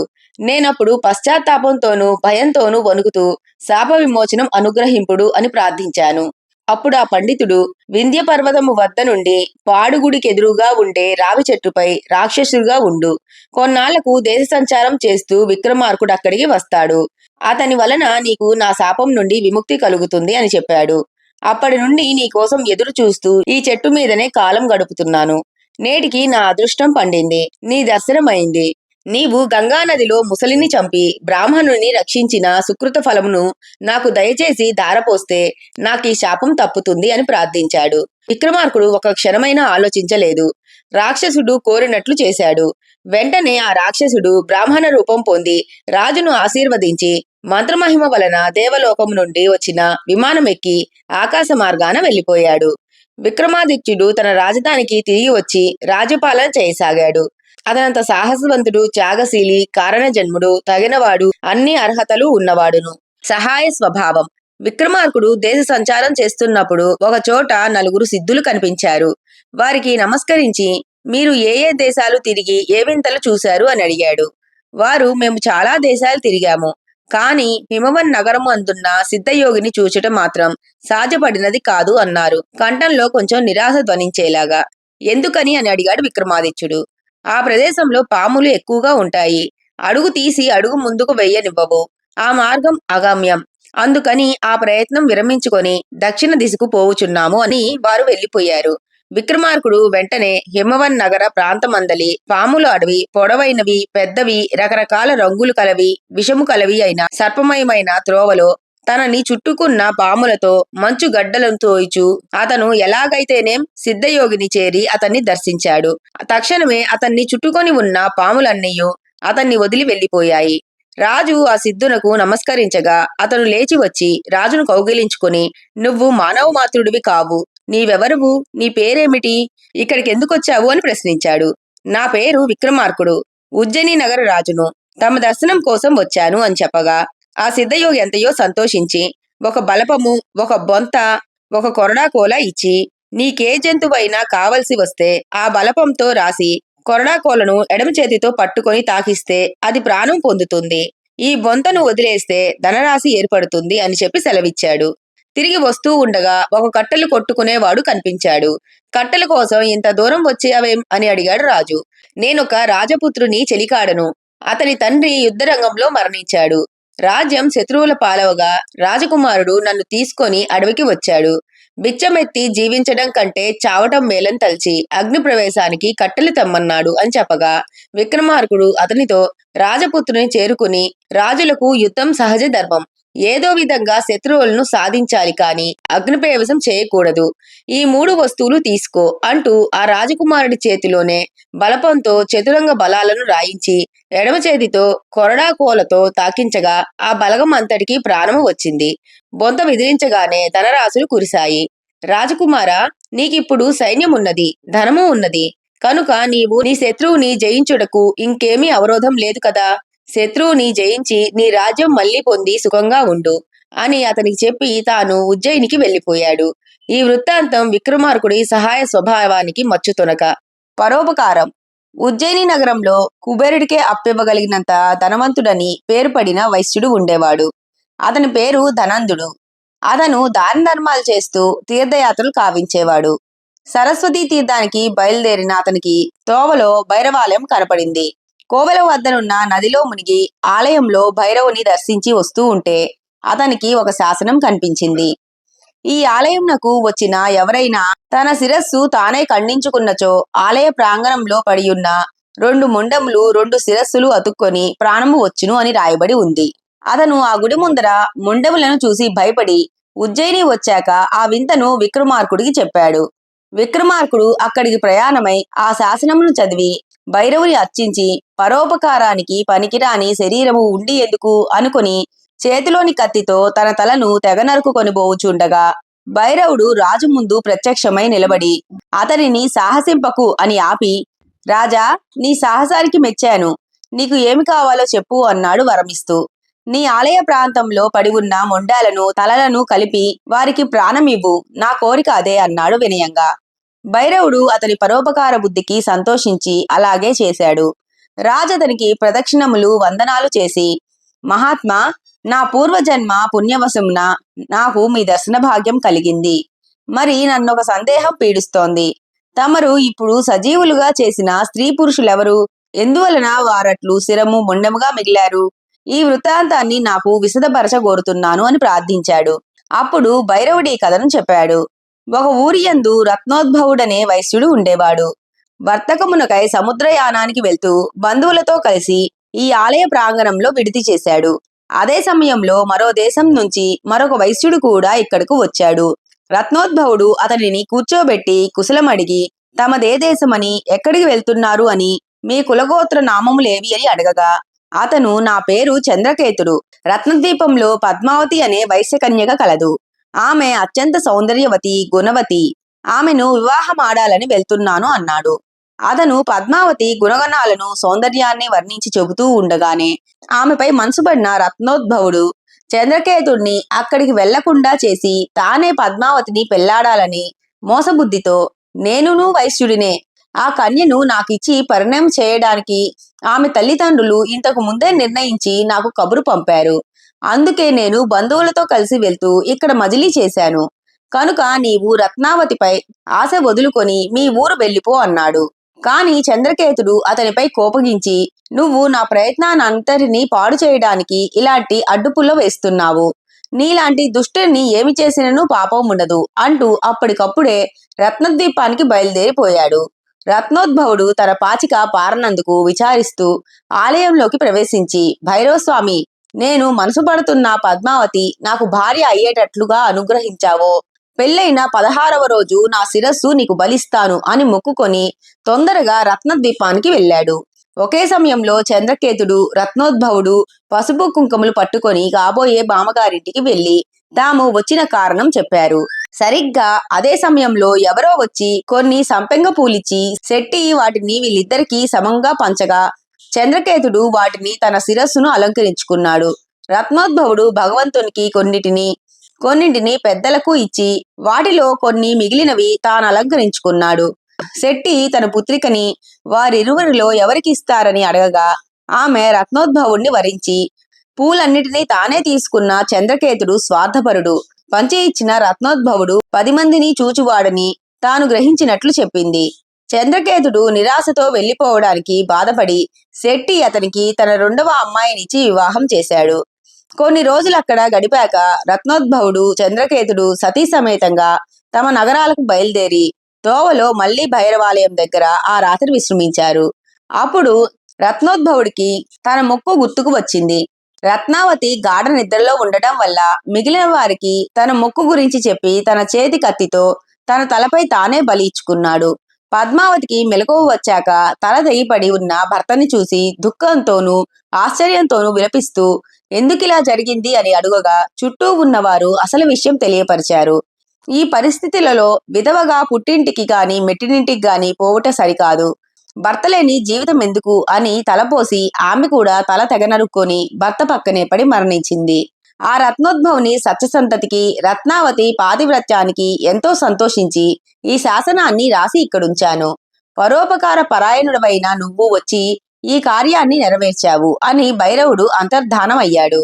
విక్రమార్కుడు పద్మావతి, రత్నోద్భవులని ఉజ్జయినికి తీసుకువెళ్లి వారికి కావలసిన ధనమిచ్చి అక్కడే నివసించమన్నాడు. వాళ్ళు సుఖంగా జీవించారు. పాతాళలోకం. బుద్ధిసాగరుడనే బ్రాహ్మణుని కుమారుడు సుమతి. అతను ఒకనాడు ఎవరికీ చెప్పకుండా ఇల్లు వదిలి కాశీ వెళ్లిపోయాడు. అక్కడ విద్యలు నేర్చి కాశీ అంతటినీ చూడాలని తిరుగుతూ ఉంటే విశ్వేశ్వరాలయానికి ఉత్తర దిక్కున ఒక నీటి గుంట కనపడింది. దానిలోని నీరు సలసలా మరుగుతోంది. ఆ నీటి మీదుగా ఎగిరే పక్షి గిరగిరా తిరిగి చచ్చి పడిపోవటం చూసి సుమతి ఆశ్చర్యపోయాడు. ఇంకా ఏమైనా వింతలు జరుగుతాయేమోనని ఆ రాత్రి కూడా అక్కడే ఉండిపోయాడు. అర్ధరాత్రి ఆ నీటి కుంటలోంచి 8 స్త్రీలు బయటికొచ్చి విశ్వనాథుని ఆలయానికి వెళ్లి దేవుని పూజించి ఆడుతూ పాడుతూ వస్తూ ఉంటే అతను వారి కంటపడిపోయాడు. ఎవరు నువ్వు? అర్ధరాత్రి వేళ ఇక్కడెందుకున్నావు అని అడిగారు. అతనికి ఏం చెప్పాలో తోచలేదు. అప్పుడు మళ్ళీ వారే, మా మీద నీకు మక్కువైతే మాతో పాటు మరుగునీటి గుంటలో ఉరుకు అన్నారు.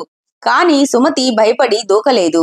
ఉజ్జయిని నగరానికి చేరాక అతని వింతని విక్రమార్కుడికి విశదపరిచాడు. రాజు అతన్ని తీసుకొని కాశీ చేరాడు.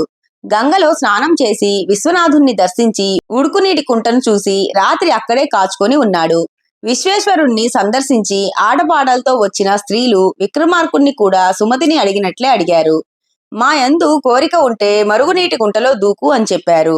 రాజు దూకాడు. పాతాళ లోకానికి చేరాడు. ఆ స్త్రీలతని సాహసానికి మెచ్చి గౌరవించి నీకేం కావాలి అని అడిగారు. నాకేమీ అక్కర్లేదు, ఈ లోకంలోని వింతలను చూడాలని వచ్చాను అన్నాడు. వారతనికి ఆ నగరాన్ని దానిలోని వింతలని చూపించి 8 రత్నములను కానుకగా ఇచ్చారు. వాటి ప్రభావం చెప్పారు. కన్ను మూసి తెరిచేంతలో అతన్ని కాశీలో వదిలారు. విక్రమార్కుడు తాను పాతాళ లోకంలో చూసిన వింతలను సుమతికి చెప్పి తనకి బహుమానంగా వచ్చిన ఆ 8 రత్నాలను అతనికే ఇచ్చేశాడు. ఇద్దరూ ఉజ్జయిని నగరానికి వచ్చేశారు. కళ. విక్రమార్కుడు ఒక రాత్రి నిద్రిస్తూ ఉండగా అతనికి ఒక విచిత్రమైన కల వచ్చింది. ఆ కలలో అతను ఎర్రని పువ్వులతో కట్టిన దండని మెడలో ధరించి ఎనుబోదు నెక్కి దక్షిణ దిశగా పోతున్నాడు. మర్నాడు ఉదయం రాజసభకు రాగానే అతను పెద్దలను రప్పించి రాత్రి తనకి వచ్చిన కలను వివరంగా చెప్పి ఈ కలకు ఫలితమేమిటి అని అడిగారు. స్వప్నశాస్త్రంలో నిష్ణాతులైన వారి మధ్య నుండి ఒక విప్రుడు లేచి, రాజా, ఇది చెడు కల అన్నాడు. అయితే దీన్ని దుష్ఫలితం పోవాలంటే ఏం చెయ్యాలి అని అడిగాడు విక్రమార్కుడు.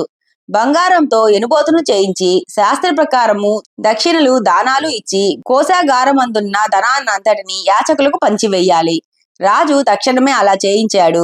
దాని వలన ఉజ్జయిని ప్రాంతంలో ఉన్న వారందరూ ధనవంతులయ్యారు. విక్రమార్కుడు అంత వితరణశీలి. దయ. భూసంచారం చేస్తున్నప్పుడు విక్రమార్కుడు హిమవన్ నగర ప్రాంతంలోని చంద్రావతి నగరానికి రావటం జరిగింది. అక్కడొక ఆలయం కనిపించగా లోపలికి వెళ్లి శివుణ్ణి పూజించి కూర్చున్నాడు. అంతలో అక్కడికి 4 మనుషులు వచ్చారు. వాళ్ళు విలువైన వస్త్రాలను ధరించి ఉన్నారు.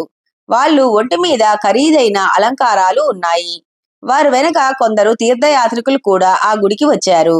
వాళ్ళలో కొందరు భక్తితో పాటలు పాడారు. మరికొందరు నాట్యం చేశారు. ఇంకా కొందరు శివుడి మీద స్తోత్రాలు చదివారు. ఈ 4 వాళ్ళందరికీ కావలసినంత ధనమిచ్చి స్వామిని సేవించి వెళ్లిపోయారు. మర్నాడు ఆ 4లోని వాడే ఒకడు మాసిన బట్టలతో పేదవాడిలాగా ఒంటరిగా గుడికి వచ్చాడు. అతన్నలా చూసి రాజుకి ఆశ్చర్యం వేసింది. అనుమానం వచ్చింది. నిన్న ఎంతో ఐశ్వర్యవంతుడిగా పెద్ద దొరలా వచ్చిన మనిషి ఇవాళ ఇంత పేదవాడిగా వచ్చాడేమిటి అనుకుంటూ తన సందేహాన్ని అతన్నే అడిగేశాడు. ముసుగులో గుద్దులాట ఎందుకులే అని. దానికి అతను, జూదరులు వ్యవహారం అలాగే ఉంటుంది. రాబడి రాని వ్యయానికి లెక్క ఉండదు, అదుపు ఉండదు. నేను జూదరిని అని చెప్పాడు అతను. రాజు తనని చూస్తూ, జూదం చెడ్డదని తెలియదా? నలుడు, ధర్మరాజు మొదలైన వారు జూదం ఆడుట వలన చెడిపోయారని, కష్టాల పాలయ్యారని నువ్వు చదవడమో వినడమో చేయలేదా? మందలిస్తున్నట్లని ఇకపై జూదం ఆడకు అన్నాడు. అందుకతను నవ్వి, ధర్మరాజు జూదంలో ఒకసారి ఓడిపోయినా మళ్ళీ జయించిన వారి ఐశ్వర్యం వారు అనుభవించలేదా? నిత్య జూదరికి లాభ నష్టాలు సమానము. జయాపజయాలు ఏ ఒక్కరివి కాదు కదా. దైవ సహాయం లేనిచో అన్నియు ఎదురు తిరుగును. దైవ సహాయం ఉంటే అన్నీ అనుకూలిస్తాయి. ఏదైనా దైవాధీనమే అంటూ ఉపన్యాసమిచ్చి, ఏమిటలా చూస్తావు? నా మాటలు ఊరికే అన్నవి కావు, వాటి వెనుక ఒక ఉదంతము ఉన్నది అన్నాడు. విక్రమార్కుడు ఏమిటది అని అడిగాడు. ఒక ఊళ్ళో 4 మనుషులు కలిసి ఈ విధంగా మాట్లాడుకుంటూ ఉన్నారు. మనం ఎన్ని ప్రదేశాలు తిరిగాము, ఎన్నెన్నో వింతలను చూశాము. కాని ఇంద్రనీల పర్వతము మీదనున్న కాళికాదేవి ఆలయంలోని శాసనం చూడలేకపోయాం కదా అన్నాడు ఒకడు. అవును, ఆ శాసనంలో ఎవరు తన అష్టాంగములు రక్తం చేసి ఆ కాళికాదేవికి అభిషేకం చేస్తారో వారి సమస్త కోరికలను ఆ కాళికాదేవి అనుగ్రహిస్తుంది అని ఉందట అన్నాడు రెండోవాడు. విక్రమార్కుడు ఆ పై కథ వినలేదు. జూదరితో ఇలా అన్నాడు. నువ్వు నాతో వస్తే అక్కడికి వెళ్ళి అదేమిటో చూద్దాం, రాగలవా? రాక నాకు పనే ఉంది, నిర్ధనుడికి పని ఉండదు పాటు ఉండదు అంటూ అతనితో బయలుదేరాడు. ఇంద్రనీల పర్వత ప్రాంతంలోని కాళికాలయం చేరుకున్నాక అక్కడి శాసనం చదివి విక్రమార్కుడు కోనేటిలో స్నానం చేసి నిత్యకర్మలను చేసి దేవాలయంలోకి వెళ్లి దేవికి ఎదురుగా నిలబడి ఆమెకు నమస్కరించి తన చంద్రాయుధంతో అష్టాంగాలను పోసుకొని ఆ రక్తంతో దేవిని అభిషేకించాడు. అప్పుడు కాళీ ప్రత్యక్షమైంది.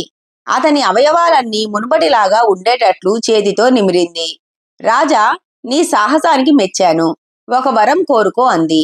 అప్పుడు రాజు తన వెంట ఉన్న జూదరిని చూపించి, మాత, నువ్వు నాకు ప్రసాదిస్తానన్న వరాన్ని ఇతనికి ఇమ్ము అని కోరాడు. అలాగే అంది కాళికాదేవి. జూదరి వరం కోరుకున్నాడు. మాత ఇచ్చింది. ఆ జూదరి విక్రమార్కుడితో, రాజా, నీ వంటి సాహసి కాని ఉదారుడు కాని మరెవరూ ఉండరు అంటూ ఎన్నో విధాలుగా అతన్ని ప్రశంసించి నీ మేలు మరువను అన్నాడు. విక్రమార్కుడు నవ్వుతూ, నువ్వు నాకు నీకు చేయగల మేలొకటి ఉన్నది అన్నాడు. ఏమిటి అని అడిగాడు జూదరి. అది నువ్వు ఇకపై జూదము మానివేయటమే. అది నా ఆజ్ఞ కాదు, సలహా మాత్రమే.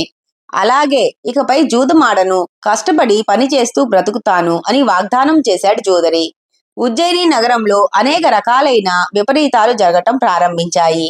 సకాలంలో వర్షాలు కురవకపోవడం వంటివి గమనించి విక్రమాదిత్యుడు తనకి కాళికాదేవి ప్రసాదించిన జీవిత పరిమాణం ముగింపుకి వస్తోందని తలపోశాడు. తనకు 13 నెలల కుమ్మరి పడుచుకు పుట్టిన వానిచే తప్ప మరెవరి చేతిలోనూ దుర్మరణం లేదని దేవి చెప్పిన మాటలు జ్ఞాపకం వచ్చాయి. అతను బేతాళుడిని తలుచుకున్నాడు. మరుక్షణం అతను ప్రత్యక్షమయ్యాడు. ఏమి సెలవు అని వినయంగా అడిగాడు. బేతాళ, జరుగుతున్న వైపరీత్యాలు చూస్తూ ఉంటే నా మరణం ఆసన్నమైందనిపిస్తోంది. 13 నెలల కుమ్మరి పడుచుకు పుట్టిన వాని చేతిలో తప్ప నాకు మరణం ఉండదని దేవి చెప్పింది. కనుక అట్టివాడు ఎక్కడ జన్మించాడు, ఎవరు మొదలైన వివరాలన్నీ నువ్వు సేకరించుకు రావాలి అన్నాడు విక్రమాదిత్యుడు. అలాగే అని బయలుదేరాడు బేతాళుడు. వివిధ దేశాలు తిరుగుతూ చివరికి ప్రతిష్టానపురం చేరుకున్నాడు. ఆ ఊరిలో ఒక బాలుడిని చూశాడు. ఒక కుమ్మరి ఇంటి ముందు వాకిట్లోని మట్టితో రథాలు, ఏనుగులు, గుర్రములు, సైనికులతో కూడిన సైన్యాన్ని తయారు చేస్తూ మనుషుల బొమ్మలలో కొన్నిటిని మంత్రులుగా ఎంచుకొని వాటితో సంభాషణలు జరుపుతున్నాడా కుర్రవాడు. ఎవరి బాలుడు? ఆ ఇంటి చుట్టుపక్కల వారిని అడిగాడు బేతాళుడు. వారతని పెద్దలను చూపారు. వారు నా కూతురు 13 నెలల వయసులో ఉండగా నాగేంద్రుడు ఆమెతో భోగించాడు. ఫలితంగా పుట్టినవాడే ఈ బాలుడు. వీని పేరు శాలివాహనుడు అని చెప్పాడు. అంతా విని బేతాళుడు ఉజ్జయిని వచ్చి విక్రమార్కుడికి ఆ విషయం వివరించాడు. విధి చేత ప్రేరేపింపబడిన విక్రమార్కుడు యుద్ధం చేయాలని నిశ్చయించుకున్నాడు. రథ గజ త్వరగ చతురంగ బలాలతో యుద్ధ సన్నద్ధులై బయలుదేరి ప్రతిష్టానపురం వెలుపల విడిది చేశాడు. రణభేరి మ్రోగించాడు. అలా మ్రోగించే ముందు ఉజ్జయిని నగరాధిపతి విక్రమార్కుడు యుద్ధానికి వచ్చాడు అని శాలివాహనుడికి వర్తమానం పంపాడు. సరిగ్గా అప్పుడు శాలివాహనుడికి తండ్రి అయిన నాగేంద్రుడు ప్రత్యక్షమై, శాలివాహన, నువ్వు ఈ మంత్రం జపించు, నువ్వు తలపెట్టిన పనులన్నీ సఫలమైతాయి అని ఒక మంత్రం ఉపదేశించి అంతర్ధానమైపోయాడు. ఇంతకు ముందే శాలివాహనుడు తన ఊరైన ప్రతిష్టానపురంలో ప్రతి కుమ్మరివాని ఇంటికి ఒక్కొక్క రోజు వెళ్లి వారు కుండలు చేయుటకు తెచ్చిపెట్టుకున్న మట్టితో చతురంగ బలములను తయారు చేసి వారింటి అందే ఉంటూ వస్తూ ఉన్నాడు. వీడు సామాన్యుడు కాదు, మానవ మాత్రుడు కాడు. వీని పుట్టుకే విచిత్రము. వీనిని కాదని ఏ ప్రమాదము ముంచుకొచ్చునో అని నోరు మెదపకుండా ఆ కొమ్మరి వాళ్ళు ఉండిపోయారు. విక్రమార్కుడి యుద్ధ సన్నాహాలను తెలుసుకుని రణబేరిని విని శాలివాహనుడు అంతకు ముందే తాను తయారు చేసి ఉంచిన చతురంగ బలముల మట్టి బొమ్మలన్నిటి మీద మంత్రోదకం చల్లాడు. దానితో అవన్నీ జీవం పొందాయి. శాలివాహనుడికి ఏనుగులు, గుర్రాలు, రథాలు, సైనికులు అమరాయి. వాటితో అతను విక్రమార్కుణ్ణి ఎదిరించాడు. విక్రమార్క శాలివాహనులకు దేవతలకు రాక్షసులకు జరిగిన యుద్ధంతో సాటి వచ్చేంత ఘోరమైన పోరు జరిగింది. అయితే విక్రమార్కునిది మానవ బల మాత్రమైన సైన్యములు, శాలివాహనువి మంత్రబల సంపన్నములైన సేనలు. కనుక విక్రమార్కుని సైన్యములు సర్వనాశనమైపోయాయి. విక్రమార్కుడొక్కడే మిగిలాడు. అలా ఒంటరిగా మిగిలిన విక్రమార్కుడు శాలివాహనుడికి చిక్కాడు. శాలివాహనుడొక బలమైన వేటుతో విక్రమార్కుని తలనరికాడు. ఆ కత్తివేటు ఎంత బలమైనదంటే శాలివాహనుని ఖడ్గముచే ఖండించబడిన విక్రమార్కుడి శిరస్సు వెళ్లి ఉజ్జయిని నగరంలో పడింది. దానిని చూసి ప్రజలందరూ ఎంతో దుఃఖించి తమ ప్రియమైన రాజుకి పరలోక క్రియలు జరిపారు. అప్పటికి విక్రమార్కుడి భార్య గర్భవతి. కొన్ని నెలలకు ఆమె ఒక కుమారుని ప్రసవించింది. మంత్రి, సామంతులు ఆ శిశువునకు జాతక కర్మలు మొదలైనవి వాటన్నిటినీ చూసి విద్యావంతునిగా పెంచి పెద్ద చేసి రాజపట్టాభిషేకం చేశారు. అలాగా విక్రమార్కుడి కొడుకు ఉజ్జయినికి రాజయ్యాడు. అతను విక్రమార్కుడికి ఇంద్రునిచే బహూకరించబడిన సింహాసనాన్ని అధిష్ఠించబోగా ఆకాశం నుంచి ఇలా వినిపించింది: సింహాసనము వారసత్వంగా సంక్రమించేది కాదు. కనుక తండ్రి మరణానంతరము జన్మించిన నీకు ఈ సింహాసనంపై అధిష్ఠించి రాజ్యపాలన చేసే అర్హత గాని హక్కు గాని లేవు. మంత్రుల సలహాలపై అతను ఆ సింహాసనాన్ని అప్పుడే భూస్థాపితం చేయించేశాడు. కాని ఈ సింహాసనం కథ ఇంతటితో ముగిసిపోలేదు. ఈ సింహాసనం మళ్ళీ ఎప్పుడు బయటపడింది? అప్పుడు ఏమైంది? ఇవన్నీ తెలిసే చిత్రాతి చిత్రమైన కథలు ఉన్న బొమ్మలు చెప్పిన కమ్మని కథలు అనే పుస్తకంలో చదవవచ్చు. బేతాళ కథలు, బొమ్మలు చెప్పిన కమ్మని కథలు కూడా చదివితే ఆ రాజు గురించి మరింత తెలుస్తుంది. బేతాళ ప్రశ్నలకు జవాబులు చెప్పటంలో విక్రమార్క వివేకం ఎంత గొప్పదో అర్థమవుతుంది. బేతాళుడు వేసినవి చాలా చిక్కు ప్రశ్నలు. విక్రమార్కుని జవాబులు వివేకంతో కూడినవి. అవి చదివితే మన బుద్ధిబలము, ఆలోచనా శక్తి వికసిస్తాయి. పిల్లలకి ఆ కథలు చదవటం ఉత్సాహంగా ఉండటమే కాక తెలివితేటలను, సుగుణాలను పెంచుకునేందుకు కూడా ఉపయోగిస్తాయి. ఆ బేతాళ కథలను పిల్లలకి కూడా అర్థమయ్యేలా సరళమైన భాషలో రాయటం జరిగింది. పెద్దవారికి కూడా ఆ కథలెంతో సరదాగా అనిపిస్తాయి చదువుతూ ఉంటే. బొమ్మలు చెప్పిన కమ్మని కథలన్నీ విక్రమార్కుడి గుణగణాలను చెప్పేవే. అతని సాహసం, శౌర్యం, దయ, దానగుణం, సచ్చీలం ఇలా ఒక్కొక్క సుగుణాన్ని చెప్పడానికి ఒక్కొక్క కథ. వేదశాస్త్ర కోవిదులైన విశ్వావసుడనే విప్రుడొకడు గలడు. అతనికి లేక లేక కలిగినదొక చక్కని సుందరాంగి. ఆ సుగుణాల సౌందర్య రాశికి అతడు వివాహం చేయ సంకల్పించాడు. ఆయన ఇంటికొకనాడు ముగ్గురు నవయవ్వన సౌందర్య విప్రకుమారులు ఏతెంచి ఆ సుందరాంగిని వివాహమాడ తలచారు. విశ్వావసునకు తమ తమ విద్యా నైపుణ్యములు వివరించారు. విశ్వావసు ముగ్గురు యువకులను పరీక్షించి ఎవరికి వారే సమర్థులను ఎంచి, ఓ విప్రవీరులారా, మీరంతా సమర్థులే. మీలో ఎవరిని అల్లునిగా చేసుకోవలనో నిర్ణయించుకోలేకపోతున్నాను. మీరాలోచించుకొని మీలో ఒకరు మా కన్యను వివాహమాడుటకు అంగీకరించినచో నేను వివాహం చేయుదును అని చెప్పాడు. ఆయన మాటలకు వారు అంగీకరించి సుందరాంగిపై గల మోహంతో ఎవరికి వారే గొప్పయని తగవులాడుకొని దేశాంతరం పోవుటకు నిశ్చయించుకొనిరి. ఈ విషయం విశ్వావసుకి తెలిపి తాము మరలా వచ్చే వరకు కన్యకు వివాహం చేయవద్దని మాట తీసుకొని వెళ్లిపోయారు. దేశాంతరమేగిన యువకులు ఎంతకూ రారాయే. ఈలోగా సుందరాంగి మరణించింది. తల్లిదండ్రులు ఆ కన్యకు దహన సంస్కారాలు గావించారు. దూరదేశాలకేగిన యువకులకి ఈ వార్త తెలిసింది. వెంటనే వారు ముగ్గురు శ్మశానానికి పోయారు. కన్య బూడిదను శరీరమంతా పూసుకొని ఒకడు, ఎముకలను తీసుకొని మరొకడు పోయారు. మూడోవాడు పిచ్చివాని వలె తిరుగుచూ ఒక బ్రాహ్మణుని ఇంటికి పోయి అన్నం పెట్టమని అడిగాడు. అప్పుడు ఆ బ్రాహ్మణ స్త్రీ తన కూతురుని చంపి పొయ్యిలో పెట్టి వంట చేసిన అనంతరం ఆ బూడిదనంతయు చేర్చి నీరు జల్లి ఒక పుస్తకముతో కొట్టగా తన కుమారుడు బ్రతికి వచ్చాడు. ఇదంతయు గమనించిన యువకుడు తను కూడా సుందరాంగిని ఈ విధంగా బ్రతికించదలచాడు. భోజనం చేసి ఆ పుస్తకాన్ని అపహరించి సుందరాంగిని దహనం చేసిన స్థలానికి పోయాడు. ఆ సమయానికే ఎముకలతో బయలుదేరిన వాడు కూడా తిరిగి వచ్చాడు. బూడిదను పూసుకున్నవాడు అచటనే కనిపెట్టుకొని ఉన్నాడు. పుస్తకమును తెచ్చిన యువకుడు ఆ బూడిదనంతయు ఒకచోట పేర్చి ఎముకల అన్నిటినీ అమర్చి ఉదకమును చల్లి పుస్తకముతో మృదువుగా కొట్టెను. వెంటనే సుందరాంగి బ్రతికి రాగా ఆ ముగ్గురు యువకులు ఆ కన్య నాదంటే నాదని తగవులాడటం ప్రారంభించారు. ఓ విక్రమార్క, ఆ ముగ్గురులో కన్య ఎవరిని వరించాలి? తెలిసి కూడా చెప్పకపోయావో నీ తల 1000 రెక్కలవుతుంది అని బేతాళుడు ప్రశ్నించాడు. అప్పుడు విక్రమార్కుడు, ఓయి బేతాళ, కన్య ఎముకలను కొనిపోయినవాడు కుమారుడవుతాడు. ఆమెను బ్రతికించి ప్రాణం పోసినవాడు తండ్రితో సమానమవుతాడు.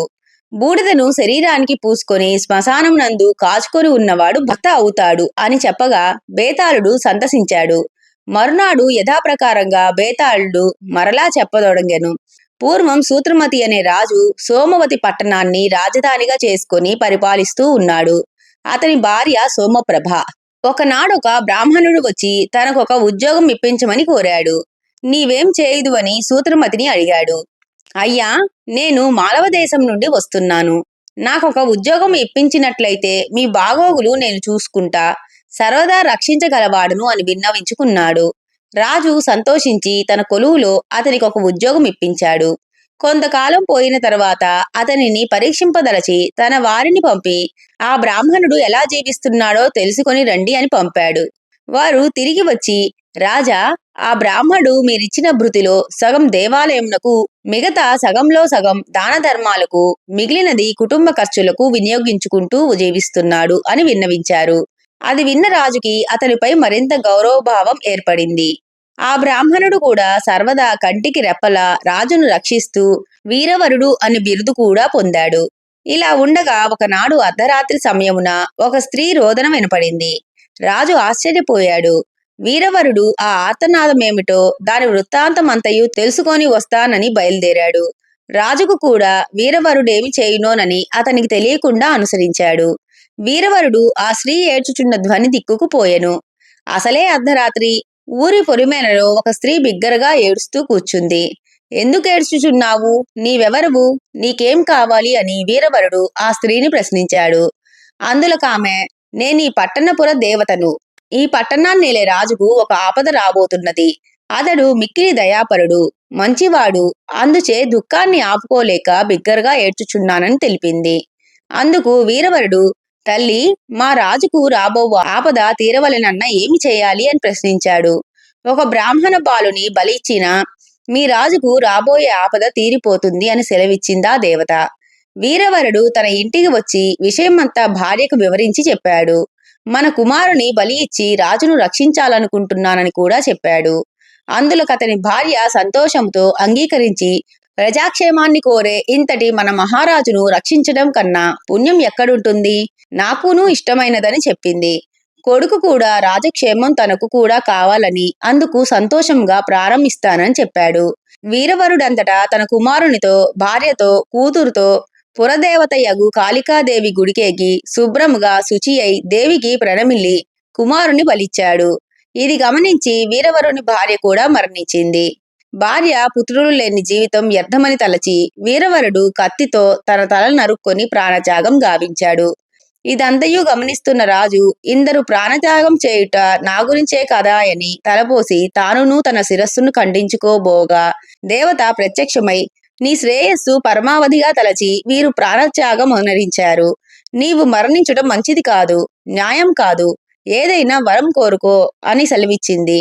రాజు ఆనందించి, ఈ చనిపోయిన వారిని బ్రతికింపుము, మమ్ములను చల్లగా చూడుం తల్లి అని ప్రార్థించాడు. దేవత అట్లే ఆ చనిపోయిన వారిని బ్రతికించింది. రాజు కోటకు పోయి ఏమీ ఎరగనట్లు వచ్చిన వీరవరునితో వెళ్ళిన పని ఏమైంది అని అడిగాడు. ఏడ్చుచున్న స్త్రీకి ధైర్యం చెప్పి వచ్చానని బదులిచ్చాడు వీరవరుడు. రాజు అతని పట్ల మిక్కిలి సంతోషించి జరిగిన విషయములన్నిటినీ అందరికీ వివరించి వీరవరునికి బహుమతులనిచ్చి మంత్రి పదవితో ఉన్నతోద్యోగిగా చేశాడు. కావున విక్రమార్క, వారిలో శ్రేష్టమైన వారెవరో వివరించి చెప్పు అని బేతాళుడు ప్రశ్నించాడు. యజమాని కొరకు ఎట్లాంటి పనైనా చేయుట వారి విద్యుద్ధర్మము, భర్త మాట వినుట భార్య ధర్మము, తల్లిదండ్రులను సంతోషపెట్టుట కొడుకుల ధర్మము. కాబట్టి వారు వారి ధర్మములను నెరవేర్చుటలో విశేషమేమీ లేదు. కాని తను రాజునని తన ఉనికి కూడా మరచి వారి కోసం తన ప్రాణత్యాగం చేయాలనుకున్న రాజే శ్రేష్ఠుడు, మిక్కిలి న్యాయాధిపతి. ప్రజాక్షేమం కోసం తన ప్రాణాన్ని తృణప్రాయంగా భావించిన రాజే గొప్పవాడు అని విక్రమార్కుడు విన్నవించాడు. విక్రమార్కునికి చెడ్డ రోజులు. విక్రమార్కుని సాహసగుణ విశేషములను ఇంకనూ చెప్పదొడంగెను. ఓ ధరాధిప, విక్రమార్కుడు ఒకసారి భట్టికి రాజ్యవశంబు చేసి తానొక్కడే కాళికాదేవిని పూజించి సంతృప్తిపరచి స్తోత్రము గావింపగా దేవి ప్రత్యక్షమై, ఓ నృపాధిప, 7.5 సంవత్సరములు శనిదేవుడు నిన్నావహించి బాధింపబోచున్నాడు. నిన్ను ఆవేశించున్నప్పుడు అతడు నీకు దర్శనమిచ్చి అతని పాదములను ఆశ్రయించి మ్రొక్కి సంతుష్టుని చేసి కనికరము పొంది అతడు చెప్పిన ప్రకారం నడుచుకోము, నీకు శుభములు కలుగుగాక అని చెప్పి అంతర్ధానమైంది. అంతటా విప్రరూపమైన శని ఏతెంచి, రాజా, నేను శనిదేవుడను, నీ అందు ప్రవేశించి 7 సంవత్సరములు బాధింపవచ్చి తిని అనగా విక్రమార్కుడు దేవి చెప్పినట్లు శనిదేవుని పూజించి అతని అనుగ్రహమును కనికరమును పొందెను. పిమ్మట శని, నేను చెప్పినట్లు నడుచుకో, మధురాపురమునకేగి నేను నిన్ను విడిచున్నంత వరకు ఆ నగరాధిపుని యొద్ద సేవకా వృత్తిలో మీరు మారుపేరుతో మసలు కొమ్ము అని చెప్పి అంతర్ధానమయ్యాడు. విక్రమార్కుడు అంతయు మంత్రియగు భట్టికి చెప్పి ప్రయాణమయ్యాడు. మార్గమధ్యమున ఒక శైలము వద్ద విశ్రమించి కాలకృత్యములు తీర్చుకొని భక్ష్యభోజములను ఆరగించి విశ్రమించి ఉండెను. అట్టి సమయమున ఒక వికృతాకారపు స్త్రీ అరుదించి, ఓ రాజేంద్ర, మరచితివా? మహేంద్రుని కొలువులో నుండు అప్సరసను, రత్నమాలికను. నీవు దేవలోకమున కేతించినప్పుడు నిన్ను మోహించి మహేంద్రుని కెరిగించి తిని, శనిగ్రహ పీడితుడవైన నిన్ను ఇప్పుడు సేవించుకొనుమని ఇంద్రుడు నన్ను పంపాడు. కనికరించి నా కోరిక తీర్పుము అని వేడుకుంది. విక్రమార్కుడు ఆశ్చర్యంతో, ఓ మగువా, మహేంద్రుని వద్ద నుండే మాలికవా? ఇంత కురూపిగా ఉన్నావేమిటి? నిన్నెట్లు నమ్ముదును? రత్నమాలిక బహు సౌందర్య రాశి కదా అని ప్రశ్నించెను. అందులకామ ప్రత్యుత్తరమిస్తూ, ప్రభు, ఏమని చెప్పను? శనిగ్రహ పీడితుడవైన నీకు దేశముల బట్టి తిరుగుచున్నప్పుడు నా సౌందర్యమును చూసి మోహము చెందని వారెవరుండరు? అందుచే పగలంతయు కురూపిగాను రాత్రి నిజస్వరూపము నుండునట్లు ఇంద్రుడే నన్ను కట్టడి చేశాడు. నన్ను నమ్ము, సంశయము వలదు. నా నిజస్వరూపమును చూడండి అని ఆమె తన స్వరూపము చూపెను. విక్రమార్కుడును ఆ అపురూప లావణ్య సౌందర్యమును చూసి ఆనందముతో ఉప్పొంగి గాఢాలింగనము గావించెను. రాజు అతనిపై మరలా వికృత రూపి అయి విక్రమార్కుని అనుసరింపదొడంగెను. అటు బోవగా వారికొక గొప్ప తటాకం కనిపించింది. రత్నమాలికను గట్టున నిలిపి దప్పిక తీర్చుకొనుటకై విక్రమార్కుడు అందుకు జొచ్చెను. అట్టి సమయమున తటాకమందు ఒక కప్పను ఒక పాము పట్టుకొని పోవుచుండెను. కప్ప కలత చెందినదై దుఃఖించసాగెను. అది గమనించిన విక్రమార్కుడు తటాలున కత్తిదీసి తన తొడయందలి మాంసమును కోసి పాముకు వేసి కప్పను విడిపించెను. కప్పయు పాముయు రెండును వెంటనే మనుష్య రూపము ధరించెను. పాము ఇట్లా చెప్పదొడగెను, ఓ రాజా, నా పేరు అనంతుడు, కప్ప జలంధరుడు. మేమిద్దరము విద్యాధరులము. ఒక ముని శాపమున ఈ కొలనులో పడియున్నాము. శాప విముక్తిగా విక్రమ భూపాలుడు నీటిపై ఈ కొలనుకొచ్చి పాము కప్పను చంపువేళ తన మాంసమును కోసి పాముకు ఆహారముగా వేసి కప్పను రక్షిస్తాడు. అప్పుడే మీకు శాప విముక్తి కలిగి నిజ రూపములను వస్తాయి. అయినను కోరినప్పుడు భుజంగ మండూకములుగా మారగలరు.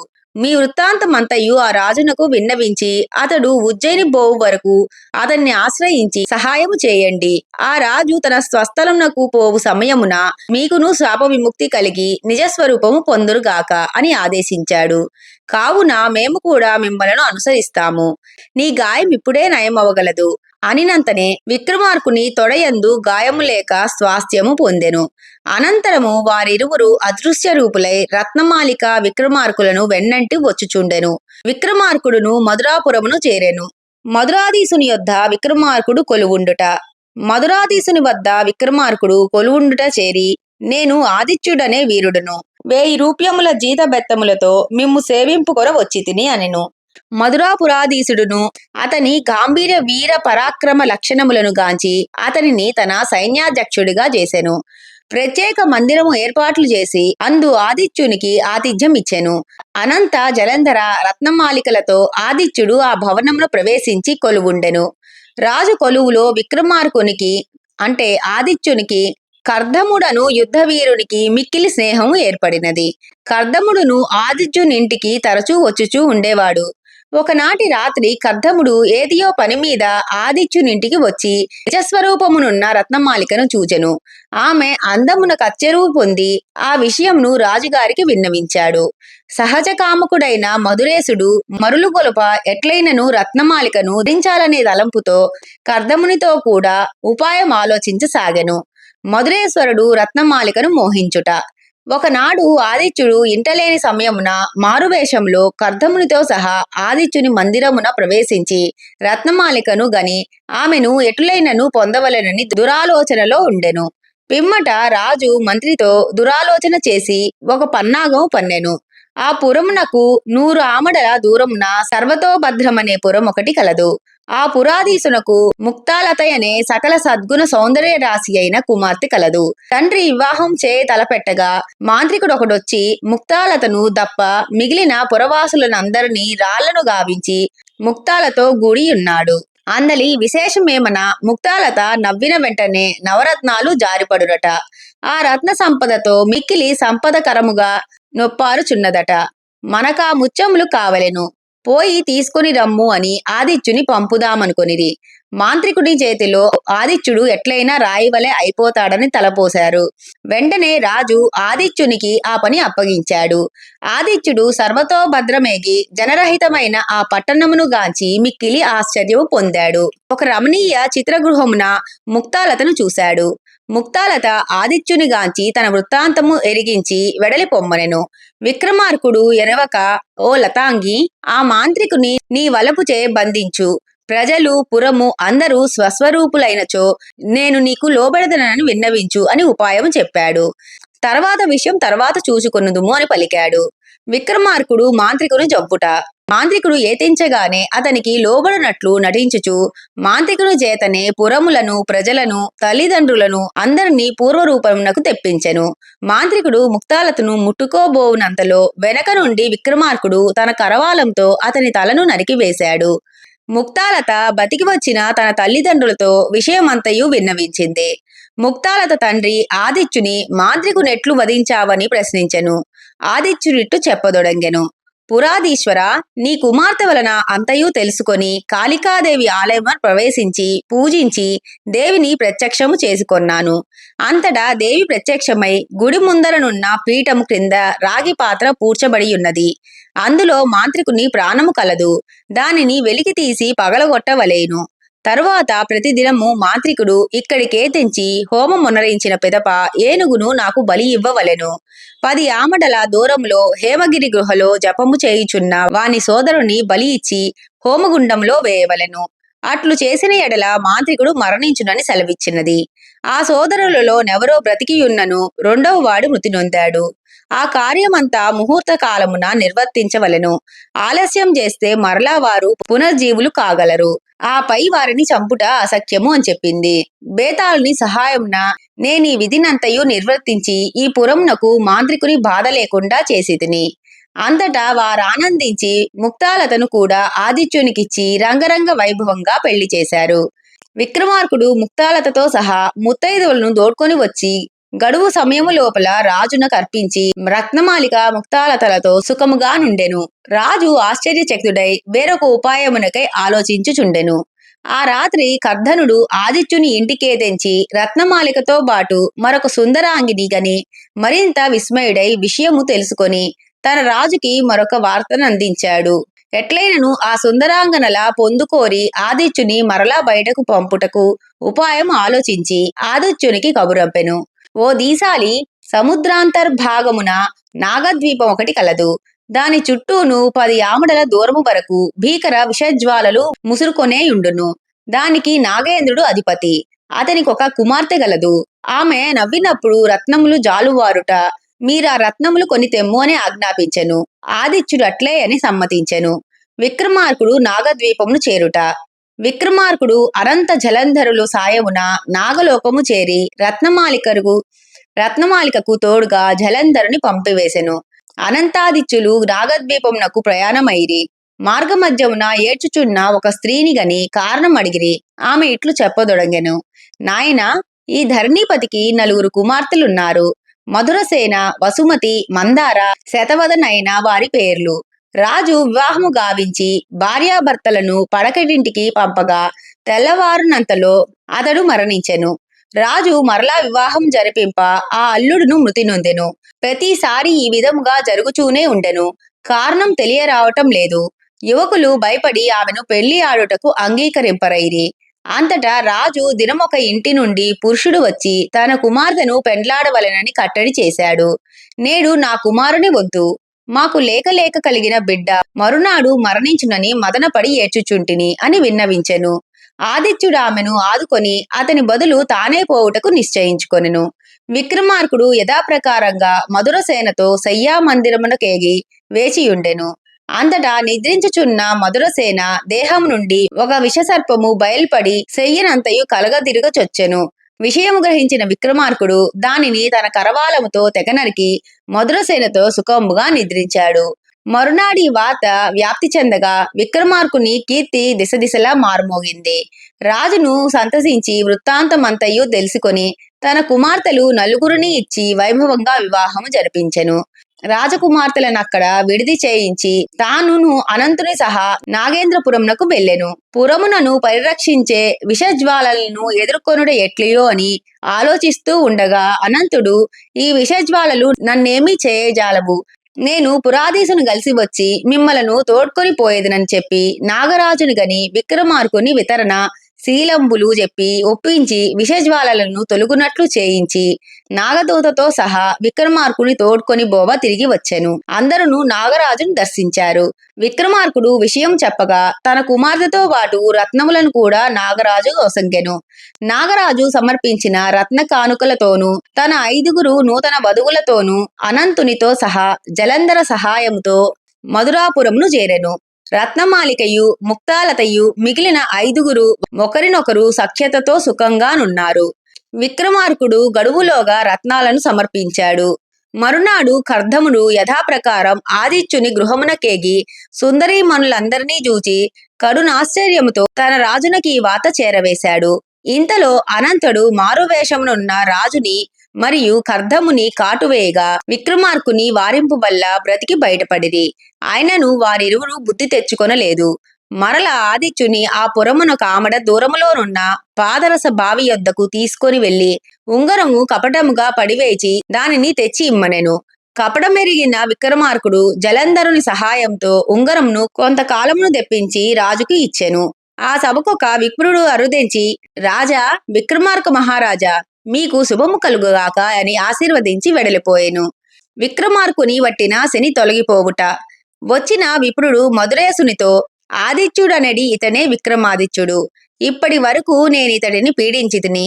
ఇక ఇప్పుడు తొలగిపోవచ్చున్నాను. రాజా విక్రమార్క, సుఖంబుగా నుండుమని ఆశీర్వదించి వెడలిపోయెను. విక్రమాదిత్యుడు తన భార్యలతోనూ సహచరుల సహాయంతోనూ ఉజ్జయినికేతెంచగా క్రమానుసారంగా ఎవరి స్థానములకై వారు చేరిపోయారు. అందరూ సుఖంగా ఉన్నారు. ఇంతటితో కథ కంచికి మనం ఇంటికి. ఈ భట్టి విక్రమార్కుని కథలు గనక మీకు నచ్చినట్లయితే లైక్ చేసి, షేర్ చేసి, కామెంట్ చేసి మన ఛానల్ కి సపోర్ట్ చేసేయండి ఫ్రెండ్స్. ఇక ఉంటానండి. By by.